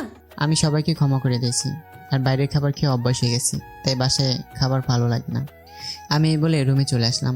এভাবেই কেটে গেল 20 দিন। এই 20 দিনে রিমি আমাকে অনেক ভালোবেসে ফেলেছে, তা রিমির আচরণেই বুঝতে পারছি। রিমি এই 20 দিনে প্রতিদিনই আমার রুমে ঘুমতো। রিমি আর স্বামী বিছানায় আর আমি সোফায় ঘুমাতাম। রিমি আমাকে আগের তুলনায় এখন বেশি কেয়ার করে। কাল বিকেলে চলে যাব আবার ঢাকায়। কাউকে কিছু বলিনি কখন যাব। পরের দিন সকালে উঠে গেলাম উকিলের কাছে। ডিভোর্স পেপার নিয়ে বাসায় আসলাম। কিছুক্ষণ পর রিমি আমার রুমে আসলো স্বামীকে নিয়ে। এই যে এটা ধরুন, আপনার চিরমুক্তির ডিভোর্স পেপার। আর আমি বিকেলে রওনা দেব।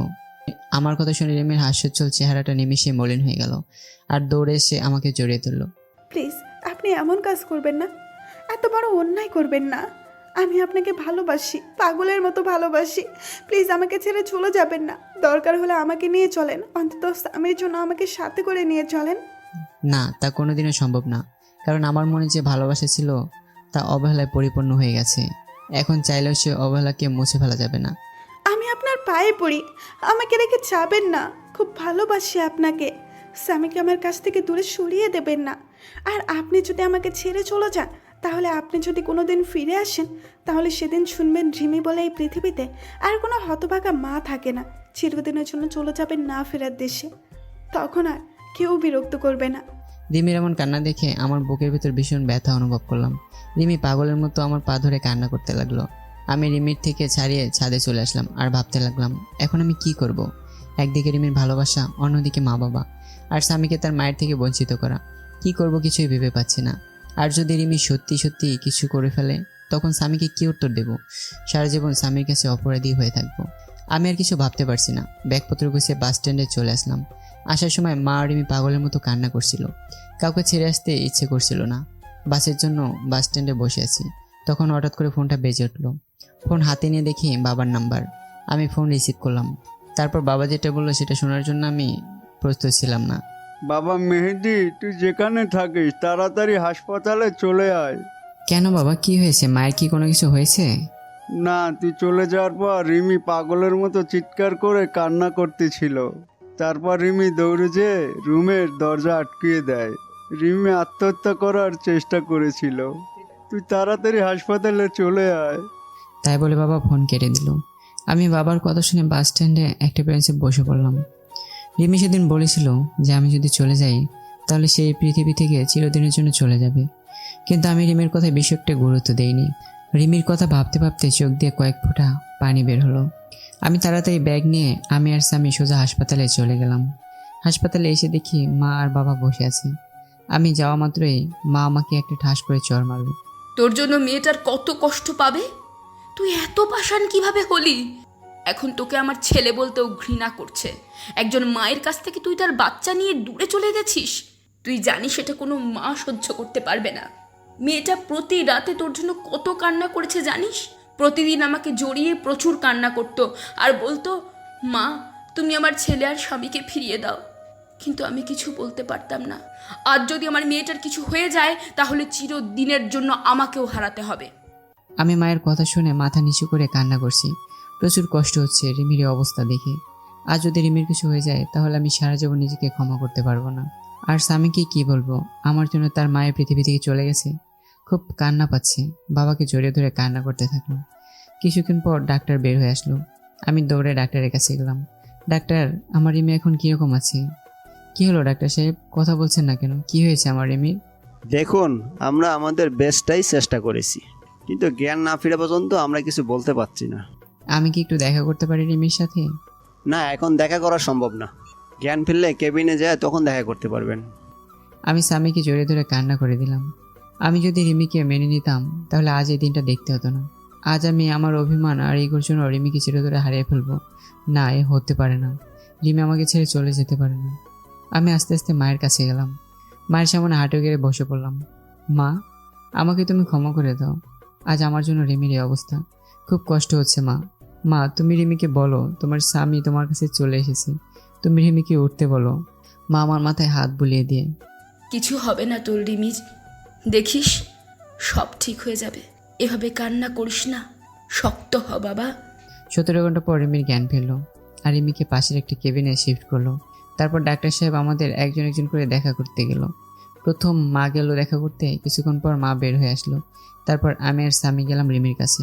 রিমি আমাকে দেখে মুখ অন্যদিকে ঘুরিয়ে নিল। আমি গিয়ে রিমির একটা হাত আমার হাতের মুঠোর মধ্যে করে শক্ত করে ধরলাম। তুমি চিরদিনের জন্য চলে যেতে চাইছিলে, তাই না? তুমি চলে গেলে তোমার ছেলের মা হবে কে? তোমার ছেলেকে আদর করবে কে? তুমি চলে গেলে স্বামী মা বলে ডাকবে কাকে? তুমি চলে গেলে এই অমানুষকে কে মানুষ করবে? হ্যাঁ, আমাদের কথা একবারও ভাবলে না তুমি? তুমি চলে গেলে আমার মা বাবাকে দেখে রাখবে কে? একবার আমাদের কথা ভাবলে না তুমি? আমি চলে গেলে কারো কি আশা চাই? ছেলে থাকতে ছেলেকে ঠিকঠাকভাবে কাছে টানতে পারি না। স্বামী থাকতে আমি একজন স্বামী হারা, তাই আমি আর বাঁচতে চাই না।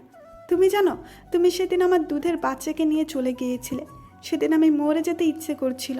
আমি আমার নিজের গর্বের ছেলেকে গালাগালি করছি, প্রতিটা রাতে কান্না করছি যে আমি একজন মা হয়ে কীভাবে আমার সন্তানকে অবহেলা করেছি। তাই আমি আর বাঁচতে চাই না, যেখানে সব থাকতেই আমি একজন হতভাগী। এই যে তোমার স্বামী আর তোমার ছেলে তোমার কাছে ফিরে এসেছে, আর কোনোদিন তোমাকে ছেড়ে যাবে না। আর তোমার কাছ থেকে তোমার ছেলেকে আলাদাও করবো না। এখন থেকে এই দুটো অমানুষকে মানুষ করার দায়িত্ব তোমাকে দিলাম। কি পারবে না মানুষ করতে? এই একদম আমার স্বামী আর আমার ছেলেকে অমানুষ বলবে না। আর একবার যদি ওই কথা বলো তাহলে দেখে নিও আমি তোমাকে মার্ডার করে দেব। ওকে মহারানী, আর বলবো না। কিন্তু একটা বিষয় আমাকে খুব ভাবাচ্ছে। কি বিষয় ভাবছো তুমি দেখি? আমার স্বামীটা কি নিয়ে এত চিন্তা করছে? বিষয়টা হলো, তুমি কি খেয়ে আত্মহত্যা করতে গেছিলে যে বেঁচে গেলে? শুনলাম নাকি ফিনাইল খেয়েছিলে। ফিনাইল খেলে কে মরে নাকি? বাথরুমের হারপিক খেলে মনে হয় এত সময় সোজা উপরে চলে যেতে। আচ্ছা সমস্যা নাই, এবার থেকে আত্মহত্যা করতে চাইলে আমাকে বলবে, আমি হারপিক নিয়ে আসবো। কুত্তা, তুই আমাকে নিয়ে মজা করছিস? আজ দাঁড়া, তোকে আমি মেরে ফেলবো। তাই বলে রিমি আমাকে মারতে থাকলো। তারপর রিমিকে আমি জড়িয়ে ধরলাম, আর রিমি আমাকে শক্ত করে জড়িয়ে ধরে আমার বুকে মাথা রাখলো। মনে হচ্ছে রিমি তার সবচেয়ে নিরাপদ জায়গা খুঁজে পেয়েছে। আমি রিমির মাথা উঠিয়ে রিমির কপালে একটা চুমু খেলাম। তারপর রিমি আবার আমাকে জড়িয়ে ধরলো। আব্বু, তুমি আমাকে জড়িয়ে না ধরে আম্মুকে জড়িয়ে ধরে আছো কেন? আমাকে জড়িয়ে ধরো, নইলে আমি দাদু ভাইকে সব বলে দিব কিন্তু। তারপর রিমি আমাকে ছেড়ে দিয়ে স্বামীকে কোলে তুলে নিয়ে পাগলের মতো দুই গালে কপালে নাকে ইচ্ছা মতো চুমু খেতে লাগলো। আমি মা ছেলের ভালোবাসা দেখছি। তারপর রিমি আমার দিকে হাত বাড়িয়ে দিল। তারপর রিমি এক পাশে স্বামীকে জড়িয়ে ধরলো আর আমাকে অন্য পাশে জড়িয়ে ধরে রিমি কান্না করে দিল। রিমি আমাকে তার বুক থেকে এক ঝাটকায় সরিয়ে দিল। আপনি কে আর আমাকে জড়িয়ে ধরে আছেন কেন? বলেন কি আপনি যে আমার ছেলেকে জড়িয়ে ধরে আছেন? কি বলছো সব? ফান করো না তো। আজ প্রথম আমি আমার বউকে জড়িয়ে ধরলাম, আর তুমি আমাকে সরিয়ে দিলে কেন? জড়িয়ে ধরতে পারি, তবে একটা শর্ত আছে। শর্তটা মানতে পারলে তোমাকে অনেকগুলো পাপ্পি দেব। নিজের বউকে জড়িয়ে ধরতে আবার শর্ত লাগে নাকি? আমাকে জড়িয়ে ধরতে হলে একটা শর্ত মানতে হবে। বলেন মহারানী, কি শর্ত আপনার? আমাকে এখন এখানে প্রপোজ করতে হবে, আর তা না হলে আমাকে আর জড়িয়ে ধরতে পারবে না। যদি প্রপোজ করি তাহলে তুমি আমাকে মারবে না তো, আর গালাগালি দিতে পারবে না? রিমি আমার কথা শুনে হাসি মুখটা নিমিষেই মলিন হয়ে গেল। কারণ আগে যখন রিমিকে প্রপোজ করতাম তখন রিমি আমাকে গালাগালি করতো। আমি আর কথা না বাড়িয়ে রিমির সামনে হাঁটু গেড়ে বসে পড়লাম। কিন্তু এখন ফুল কোথায় পাবো? তখন মনে পড়ে গেল স্বামীর কথা। স্বামীকে 2 হাত দিয়ে উঁচু করে রিমির সামনে ধরলাম। হবে কি তুমি আমার দিনের সূর্য, যা আমার জীবনকে আলোকিত করবে? হবে কি তুমি আমার ওই পূর্ণিমার চাঁদ, যা আলোকিত করবে আমার রাত? হবে কি আমার না দেখা স্বপ্ন, যা প্রতি রাতে তোমাকে নিয়ে দেখতে চাই? হবে কি আমার ছেলে স্বামীর আম্মু? এই প্রথম কোনো ছেলে দিয়ে প্রপোজ করা দেখলাম। আমি তোমার ছেলের আম্মু হব। তাই বলে স্বামীকে কোলে তুলে নিল রিমি। এখন কি আমার বউটাকে একটু জড়িয়ে ধরতে পারি? না, এখন হবে না। স্বামী আছে এখানে। আগে বাসায় যাব, তারপর তোমাকে সবসময় বুকে শক্ত করে জড়িয়ে ধরে রাখবো, যেন আমাকে আর কষ্ট দিয়ে যেতে না পারো। কে বললো আমি আমার সুইট বউটাকে রেখে চলে যাব? তারপর রিমি আর স্বামীকে 2 হাত দিয়ে দুজনকে জড়িয়ে ধরলাম। রিমি যেন আমার বুকের সাথে মিশে যেতে চাইছে। এই রিমি, আই লাভ ইউ শোনা। আই লাভ ইউ টু জান। তারপর হঠাৎ করে দরজায় ঠক ঠক আওয়াজ আসলো। আমি রিমিকে ছেড়ে দিলাম। দেখি মা, বাবা আর ডাক্তার কেবিনে আসলো।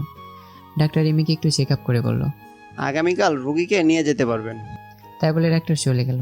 কি ব্যাপার, আমার মেয়েটাকে অনেক খুশি খুশি লাগছে। আজ অনেক দিন পর মেয়েটার মুখে হাসি দেখলাম।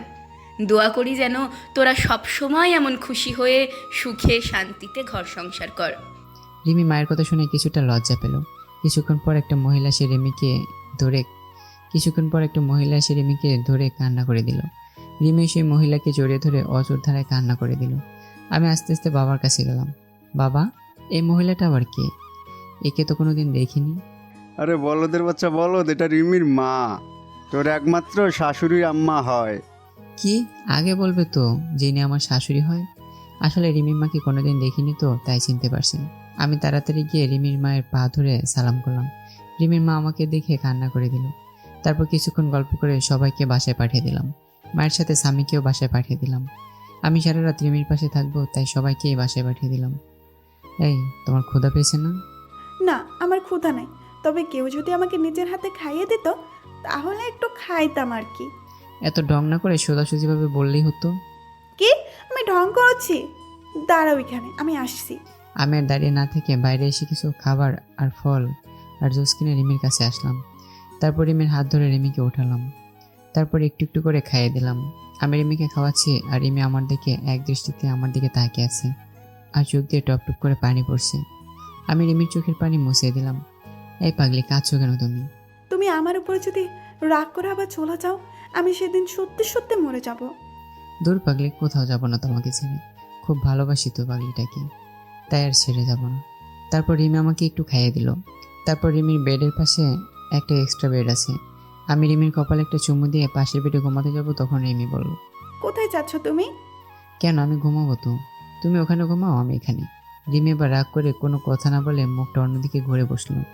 আমি রিমির কাছে গিয়ে রিমিকে আমার দিকে ফিরে বললাম, এই পাগলি, রাগ করছো কেন? হঠাৎ করে মুখটা বাংলা পাঁচের মতো করলে কেন? রিমি আমাকে জড়িয়ে ধরে আহ্লাদি কণ্ঠে বলল, আমার সাথে আমার বেডে ঘুমাবে তুমি? খুব জড়িয়ে ধরে ঘুমাতে ইচ্ছে করছে। তোমার ওই বুকে একটু মাথা রেখে ঘুমাতে দিবে? তারপর পাগলিটিকে বুকে জড়িয়ে ঘুমিয়ে পড়লাম। পাগলিটা আমায় জড়িয়ে ধরে মনে হলো রিমি আজ পৃথিবীর সবচেয়ে বেশি খুশি। তার পরের দিন সকালে ঘুম থেকে উঠে দেখি রিমি রাতের মতো জড়িয়ে ধরে ঘুমে আছে, কিন্তু রাতের থেকে এখন বেশি শক্ত করে জড়িয়ে শুয়ে আছে।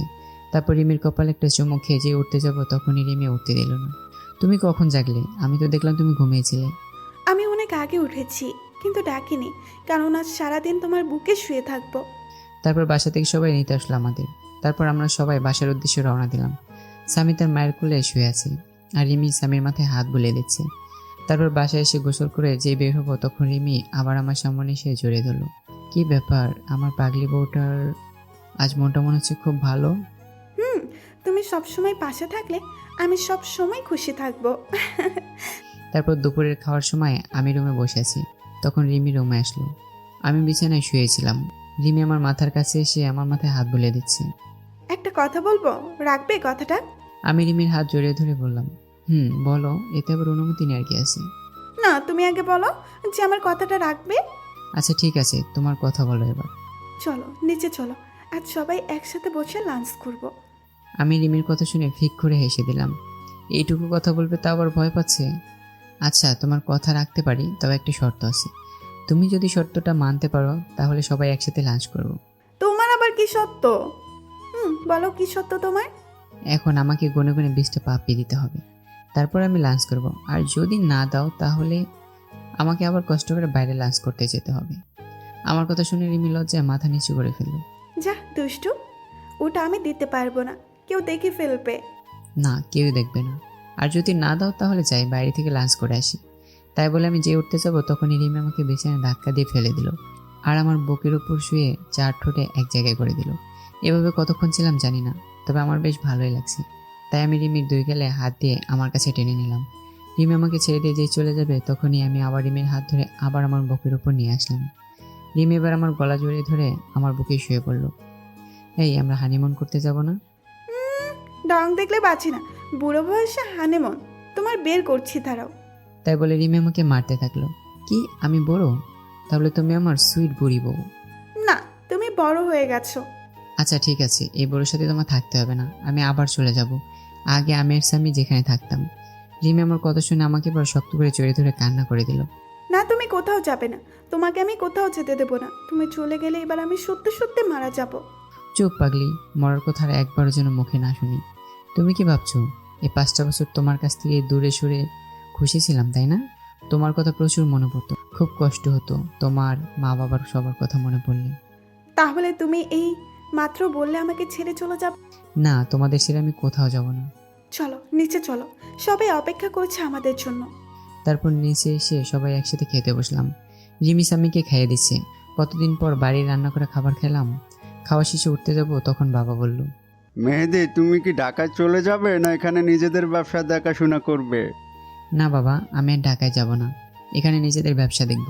তবে কিছুদিন পর থেকে অফিস যাব। আমাকে এক জায়গায় যেতে হবে, আর সাথে রিমি আর স্বামীকেও নিয়ে যাব। আর আগামীকালই রওনা দেব। ঠিক আছে, আর সাবধানে যাস। তাই বলে রুমে চলে আসলাম। তারপর রিমি রুমে আসলো। এই, আমাদের নিয়ে তুমি কোথায় যাবে বললে না কিন্তু? কেন, সেই সময় বললাম তো হানিমুনে যাব, আর খুব গুরুত্বপূর্ণ একটা কাজ আছে ওখানে। সময় হলে সবই জানতে পারবে। তারপর দিলাম একটা ঘুম থেকে উঠে রিমিকে বললাম গুছিয়ে নিতে, আজ আমরা ঘুরতে যাব। রিমি এত খুশি হলো। আচ্ছা, আমি কোন শাড়িটা পরবো? তুমি একটা কালো রঙের শাড়ি পরবে, আর স্বামীকে একটা কালো রঙের পাঞ্জাবি পরিয়ে দিবে, আর আমি একটা কালো রঙের পাঞ্জাবি পরবো। সবাই একসাথে ম্যাচিং করে ড্রেস পরে বাইরে যাব। তখন মা সামনে আসলো।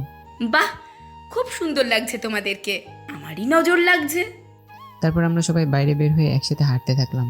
স্বামী মাঝখানে হাঁটছে, আর আমি রিমি 2 পাশে স্বামীর হাত ধরে আসছি। রাস্তার সবাই যেন কীরকমভাবে আমাদের দিকে বারবার তাকিয়ে আছে। এভাবে কিছুদূর যাওয়ার পর আমার কিছু পুরনো বন্ধুদের সাথে দেখা হলো। তাদের কাছে গিয়ে দাঁড়ালাম। সব শালারা আমাদের দিকে তাকিয়ে আছে। ওই শালা, এভাবে কি দেখিস? দোস্ত, তোদের খুব সুন্দর লাগছে রে, যে দেখবে সে অন্য জগতে হারিয়ে যাবে। তারপর তাদের থেকে বিদায় নিয়ে একটা ফুচকা হাউসে ঢুকে 2 প্লেট ফুচকা অর্ডার করলাম, আর স্বামীর জন্য জুস নিলাম। তারপর হাঁটতে হাঁটতে বাসায় চলে আসলাম। রাতে একসাথে খাবার খেয়ে রুমে চলে আসলাম। কিছুক্ষণ পর রিমি স্বামীকে কোলে করে নিয়ে বিছানায় ঘুম পাড়িয়ে দিল। তারপর আমিও শুয়ে পড়লাম। স্বামী রিমিকে এক পাশে রেখে রিমি মাঝখানে চলে আসলো, আর আমার বুকে মাথা রেখে শুয়ে পড়লো। তারপর কিছুক্ষণ গল্প করে ঘুমিয়ে পড়লাম। সকালে উঠে দেখি রিমি আমার বাম সাইডে, স্বামী ডাইন সাইডে আমাকে শক্ত করে জড়িয়ে ধরে শুয়ে আছে আর খুব দুষ্টুমি করছি। তারপর ফ্রেশ হয়ে রিমিকে বললাম ব্যাগপত্র গুছিয়ে নিতে, সকাল 10টায় গাড়ি। তাই তাড়াতাড়ি বাস স্ট্যান্ডে গিয়ে বাসে উঠে পড়লাম। আমরা কোথায় যাচ্ছি বলবে একটু? আমরা সবাই কক্সবাজার যাচ্ছি। তারপর রিমি আমার কাঁধে মাথা রেখে আমায় জড়িয়ে ধরে ঘুমিয়ে পড়লো, আর স্বামী আমার কোলে ঘুমাচ্ছে। আমরা ভোর 6টার সময় চিটাগাং পৌঁছালাম। তারপর রিমিকে ডাক দিলাম। তারপর বাসা থেকে নেমে একটা রিক্সা নিয়ে সোজা চলে আসলাম সেই চায়ের দোকানে, যেখানে ঠিক 5 বছর আগে একটা বাচ্চা ছেলে নিয়ে এসেছিলাম। দোকানের কাছে গিয়ে দেখলাম চাচা এইমাত্র দোকান খুললো। আমি গিয়ে চাচাকে জড়িয়ে ধরলাম। চাচা আমাকে দেখে খুশিতে জড়িয়ে ধরলো। তারপর স্বামী আর রিমিকে ডাক দিলাম। চাচা দেখেন তো চিনতে পারেন কি না। চাচা ভালো করে দেখলো কিন্তু স্বামীকে চিনতে পারছে না। চাচা, আমার সেই ছোট ছেলে যাকে আপনি আশ্রয় দিয়েছিলেন। তারপর চাচা স্বামীকে কোলে তুলে নিয়ে খুশিতে কান্না করে দিল। তারপর সবাই মিলে চাচার বাসায় আসলাম। আজ অনেকদিন পর এই রুমে প্রবেশ করলাম। চাচা, তনিমার কি খবর? তনিমা ভালো আছে তো? ভালো আছে সবাই, ভালো। তুমি একটু বসো, আমি তনিমাকে ফোন দিয়ে বলছি যে তোমরা এসেছো। তারপর চাচা তনিমাকে ফোন করে বাইরে গেল কিছু খাবার আনতে।